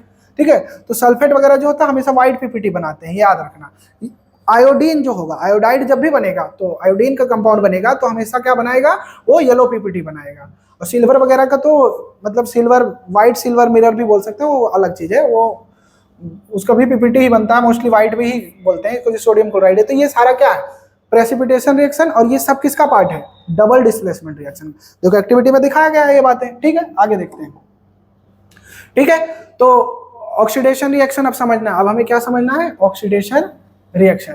तो ऑक्सीडेशन रिएक्शन में समझने से पहले हमें टर्म ऑक्सीजन, जो ऑक्सीडेशन होता है और रिडक्शन होता है, ये पता होना चाहिए। तो देखो ऑक्सीडेशन रिएक्शन बोलो या ऑक्सीडेशन बोलो, बात एक ही है। इसमें हमेशा जो ऑक्सीडेशन से समझना है ऑक्सीजन का ऐड होना, ऑक्सीजन का ऐड होना और हाइड्रोजन का रिमूव होना, यानी इसको उपचयन भी बोलते हैं, उपचयन अभिक्रिया बोलते हैं। उपचयन अभिक्रिया में क्या होगा, कि जो हमारा ऑक्सीजन है वो जुड़ेगा और हाइड्रोजन जो है हटेगा। और जो देखो, और ऐसे ही रिडक्शन भी होता है, ऐसे भी रिडक्शन रिएक्शन भी होती है। वो बातें हमें देखो, सबसे पहले हमें ऑक्सीडाइजिंग एजेंट के बारे में समझना है कि ऑक्सीडाइजिंग एजेंट क्या होता है। The substance which gives oxygen for oxidation, substance which remove hydrogen is called oxidising agent. मतलब एक तरह से सीधा सीधा समझो, ऑक्सीडाइजिंग एजेंट हमेशा रिडक्शन जहां होगा वहां ऑक्सीडाइजिंग एजेंट बनेगा, और जहां पर ऑक्सीडेशन होगा वहां हमेशा रिड्यूसिंग एजेंट बनेगा। वो बातें मैं आगे क्लियर करूंगा। देखो जैसे कुछ ऑक्सीडाइजिंग एजेंट का नाम दिया है यहाँ पे, कॉपर ऑक्साइड और हमारा कार्बन हो गया, क्योंकि ये क्या करते हैं, ऑक्सीजन को ऐड कराते हैं और हाइड्रोजन को डोनेट करते हैं।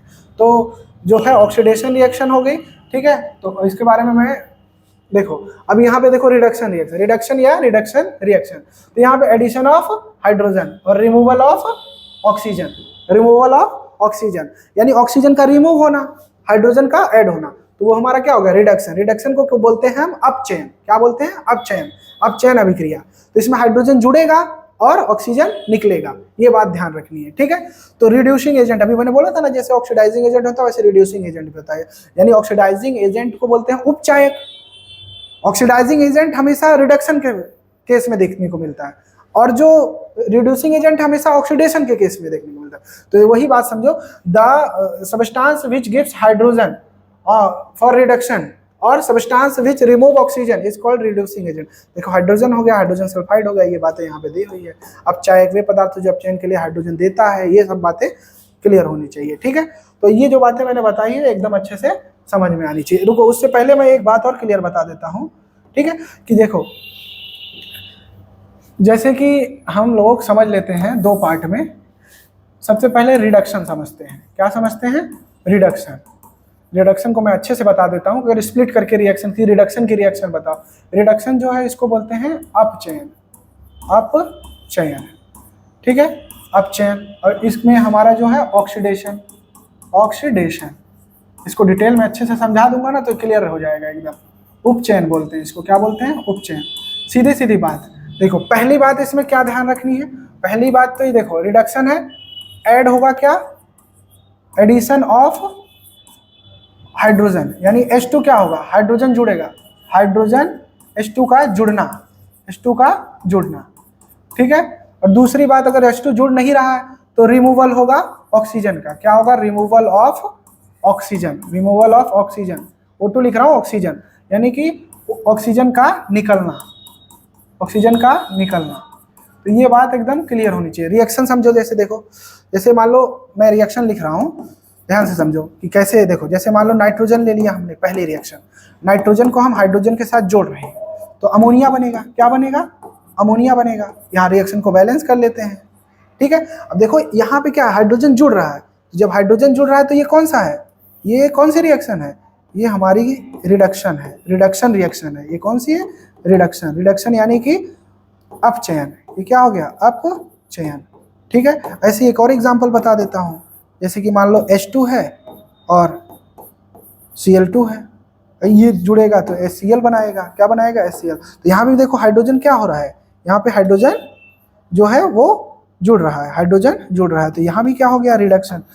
अलग करके भी रिएक्शन पूछ सकता है एग्जाम में, तो ये बात एकदम क्लियर होनी चाहिए। जैसे इस वाले केस में एकदम समझो परफेक्ट से, इसमें क्या होगा, addition of oxygen, addition of oxygen, oxygen जुड़ेगा, मतलब O2 का जुड़ना, O2 का जुड़ना, ये बात एकदम क्लियर होनी चाहिए, O2 का जुड़ना। दूसरी बात जो है इसमें उल्टा होगा, रिमूवल ऑफ, जैसे उसमें रिमूवल ऑफ ऑक्सीजन था, यहाँ पे रिमूवल ऑफ हाइड्रोजन होगा, रिमूवल ऑफ H2, यानी हाइड्रोजन का निकलना, हाइड्रोजन का निकलना, मतलब हाइड्रोजन निकलेगा, हाइड्रोजन हमारा क्या होगा, निकलेगा। ये बात समझ। इसमें रिएक्शन अगर समझनी है तो रिएक्शन समझ सकते हो, जैसे कि मैं रिएक्शन समझाऊं तो कार्बन है, उसको ऑक्सीजन के साथ जोड़ दिया तो कार्बन डाइऑक्साइड बन गया। क्या बन गया, कार्बन डाइऑक्साइड। अब यहाँ पे देखो साफ साफ पता चल रहा है ऑक्सीडेशन हो रहा है। क्या हो रहा है, ऑक्सीडेशन हो रहा है, ठीक है, ऑक्सीडेशन हो रहा है। अब जैसे मान लो ये एक एग्जांपल हो गया, अब दूसरा एग्जांपल समझो, जैसे कि अगर मान लो मैं नाइट्रोजन है, नाइट्रोजन के साथ भी अगर मैं ऑक्सीजन को जोड़ रहा हूँ तो यहाँ पे क्या हो गया, NO2 बन गया। तो ये बात एकदम क्लियर होनी चाहिए। ये हमारा, ये मैं देखो ऑक्सीजन जुड़ रहा है, यहाँ पे क्या हो रहा है, ऑक्सीजन, यहाँ पे हमारा ऑक्सीजन जो है वो जुड़ रहा है, तो ये ऑक्सीडेशन हो गया। ये क्या हो गया? ऑक्सीडेशन हो गया। ठीक है भाई, ऑक्सीडेशन यानी कि उपचयन। तो ये बातें एकदम अच्छे से क्लियर हो गई। तो ये जितनी भी बातें मैंने बताई है एकदम, ये आपको पीपीटी जो है इसका जो स्क्रीन का एनोटेशन और पूरा पीडीएफ जो हमारे टेलीग्राम चैनल पे मिल जाएगा। तो ये चीजें मैंने देखो रिडक्शन और ऑक्सीडेशन में अलग से भी बता दिया। जब ये दोनों जुड़ेगा, ये दोनों जुड़ेगा तो हमारा क्या होगा? जैसे पीछे जो हमारी ये रिएक्शन थी, जैसे ये जो था, ये जो भी है, ये जो भी है, इसमें ऑक्सीडेशन भी होगा, रिडक्शन भी होगा। तो ये रिडॉक्स रिएक्शन कहलाती है। क्या कहलाती है? Redox reaction. रिडॉक्स रिएक्शन मतलब कि अपचयन उपचयन अभिक्रिया दोनों होगा इसमें, इसमें दोनों होगा। अब जैसे कि यहाँ पे देखो, सीधी बात समझो कि यहाँ पे ऑक्सीजन क्या हो रहा है? कॉपर ऑक्साइड के केस में देखें तो यहाँ पे ऑक्सीजन रिमूव हो रहा है। यहाँ से अगर यहाँ तक देखें तो क्या हो रहा है? जैसे इसको मैं लिख के बता देता हूँ कि जो है हमारा ये कॉपर ऑक्साइड है और यहाँ साथ में क्या है? हाइड्रोजन है। तो ये हमें क्या देता है? कॉपर और प्लस में H2O देता है। अब यहाँ समझो, देखो अगर हम यहाँ से यहाँ तक देखें, ऑक्सीजन का रिमूवल हो रहा है, तो ऑक्सीजन का रिमूवल क्या होता है? रिडक्शन होता है। क्या होता है? रिडक्शन होता है। अब यहाँ पे देखो, यहाँ पे ध्यान से देखो, ऑक्सीजन जुड़ रहा है, ये इंटरमीडिएट प्रोसेस में हो रहा है। तो यहाँ पे जो ऑक्सीजन क्या हो रहा है? जुड़ रहा है। तो यहाँ पे क्या हो रहा है? ऑक्सीडेशन हो रहा है। क्या हो रहा है? ऑक्सीडेशन हो रहा है। ठीक है, तो ये जो है रिएक्शन है, ये बेसिकली क्या है? रिडॉक्स रिएक्शन है, मतलब अपचयन उपचयन अभिक्रिया। इसका एक और एग्जांपल है, जैसे मैं बता देता हूँ, छोटा सा एग्जांपल है इसका। एक और एग्जांपल है, जैसे कि मान लो ये देखो H2 प्लस O2। अब ये जो वाटर बना रहा है, वाटर बना रहा है, तो ये देखो इसको बैलेंस कर लेते हैं, यहाँ 2 से मल्टीप्लाई कर लेते हैं और यहाँ पे, अब देखो यहाँ पे जो है, यहाँ पे भी रिडॉक्स हो रहा है, यहाँ पे भी क्या हो रहा है? रिडॉक्स हो रहा है। क्यों? क्योंकि इसमें अगर हम देखेंगे इंटरमीडिएट में, तो हाइड्रोजन ऑक्सीजन के साथ जुड़ रहा है। ठीक है, हाइड्रोजन जुड़ रहा है ना दूसरे के साथ, हाइड्रोजन को जुड़ना, और इधर से एक तरह से देखें तो ऑक्सीजन हाइड्रोजन के साथ जुड़ रहा है, तो ये भी एक तरह का रिडॉक्स रिएक्शन है। ये भी एक तरह का क्या है? रिडॉक्स रिएक्शन है। हाइड्रोजन चाहे ऑक्सीजन के साथ जुड़ रहा है, मतलब दूसरे कंपाउंड के साथ जुड़ रहा है, तो ये भी एक तरह का रिडॉक्स रिएक्शन है। तो ये रिडॉक्स है, मतलब इसमें ऑक्सीडेशन भी होगा, रिडक्शन भी होगा। और जो पहले वाला था वो क्या था? जिसमें हमारा इसमें भी रिडॉक्स हो रहा था, उससे पहले जो मैंने सेपरेट करके आपको पीछे स्लाइड में आगे बताया था, तो वो चीजें जो है उसमें मैंने स्प्लिट करके अलग अलग पूछे, तो वो भी बता सकते हो। ठीक है, अब हमारा चैप्टर जो है कंप्लीट होने की कगार पे आ गया है। तो अब हम लोग थोड़ा एप्लीकेशंस पढ़ लेते हैं कि क्या क्या ऑक्सीडेशन और रिडक्शन के इफेक्ट होते हैं। तो जैसे उपचयन और अपचयन अभिक्रिया के क्या प्रभाव होते हैं? सबसे पहले कोरोजन। ये जो हमारा कोरोजन होता है, कोरोजन को संक्षारण बोलते हैं। संक्षारण मतलब खराब होना, कोई चीज खराब होना। मोस्टली मेटल्स खराब होते हैं, यानी धातु संचारित हो जाते हैं। तो कोरोजन देखो लिखा हुआ, corrosion is a process in which metal are eaten by gradually by the action of air moisture. मतलब धीरे धीरे जो मेटल्स होते हैं कोरोड हो जाते हैं। कैसे? कोरोजन जो होगा in the presence of water और ऑक्सीजन। ठीक है, मॉइस्ट एयर जिसे बोलते हैं, जिसमें ऑक्सीजन भी रहेगा और वाटर भी रहेगा। ठीक है, या कुछ एसिड्स या केमिकल जो उस पर पड़ते रहते हैं, जैसे एसिड रेन वगैरह भी होती है ना, उसमें भी। तो जैसे रस्टिंग ऑफ आयरन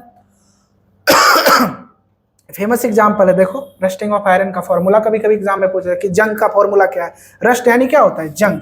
रस्ट यानी जंग, एग्जाम में पूछेगा। देखो संक्षारण मतलब जंग लगना ही होता है, मोस्टली आयरन के ही केस में देखा जाता है। ठीक है, तो ये सारी चीजें जो है हमें एकदम क्लियर पता होनी चाहिए। ठीक है जी, तो ये बातें मैंने आपको बता। देखो जंग ऐसे लगती है, ये देखो यहाँ पे पूरा एकदम रेडिश कलर का हो गया ना थोड़ा वैसे, तो इसमें देखो पपड़ी जैसी बन गई है। ठीक है, तो ये जंग लगता है। जैसे कोई भी हमारा जो लोहा है जब कैसे खराब होता है, तो ये कोरोजन में आता है। ठीक है, मेटल सिर्फ आयरन ही कोरोड नहीं होता, अदर मेटल भी कोरोड होते हैं। तो कोरोजन कई के साथ हो, इसको प्रिवेंट करने का भी तरीका होता है। देखो अब हमें समझ, देखो उसको रस्टिंग ऑफ आयरन को हम गैल्वेनाइजेशन, पेंटिंग उसकी तरह से प्रिवेंट कर सकते हैं मेटल को कोरोड होने से। अब हमें रेंसिडिटी समझना है। क्या समझना है? रेंसिडिटी। तो रेंसिडिटी में क्या होता है? जो फूड आइटम्स होते हैं उनका ऑक्सीडेशन हो जाता है। क्या हो जाता है? ऑक्सीडेशन हो जाता है, मतलब वो खराब हो जाते हैं। उसमें जो फूड, उसमें फैट्स और ऑयल्स जो होते हैं उसमें खराब हो जाते हैं, फिर अनप्लीजेंट बदबू आने लग जाती है। फिर हमें पता चल जाता है गर्मियों में अधिकतर खराब होता है, गर्मियों में खाना अधिकतर खराब होता है। रेंसिडिटी को विकृत गंधिता बोलते हैं। क्या बोलते हैं? बासीपन तो आम भाषा में बोला जाता है। ठीक है, रेंसिडिटी जो है यहाँ पे मैं लिख देता हूं, इसको हिंदी में बोलते हैं विकृत, इसको विकृत गंधिता। विकृत गंधिता, तो हिंदी वाले जो बच्चे हैं वो भी रिलेट कर पाएंगे कि विकृत गंधिका, बासीपन या विकृत गंधिता या विषायंधता भी बोला जाता है इसको। ठीक है, तो रेंसिडिटी जो होती है यानी भोजन का खराब होना, या जैसे कि देखो मान लो जैसे कोई भी फूड आइटम्स है वो, जैसे कि मान लो चिप्स का पैकेट हो गया या कुरकुरे का पैकेट हो गया, तो वो खरीद के आया, दुकान पे आया, वो कब बिकेगा ये तो पता नहीं है।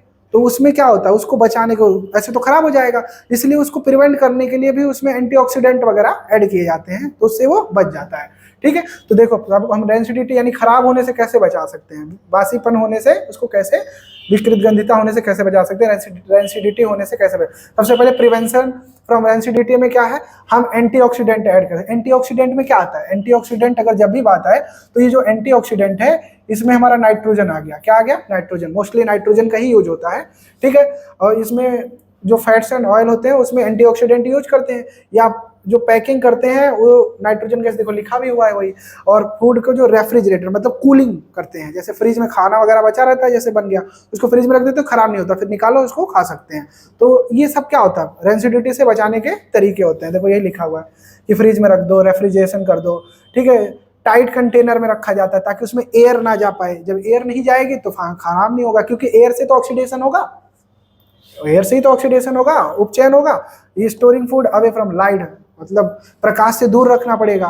तो इन सब चीजें से, ठीक है, अगर ये हमारा क्या हो जाएगा, प्रोटेक्ट रहेगा। तो रेंसिडिटी एकदम अच्छे से क्लियर समझ में आ गया। देखो भोजन खराब हो जाता है तो उसमें स्मेल, हम लोग सेंस करते हैं, स्मेल करके पता लगाते हैं कि खराब हो गया। ठीक है, तो ये पूरा चैप्टर मैंने क्या कर दिया, फिनिश कर दिया। आई होप आप लोगों को समझ में आया होगा।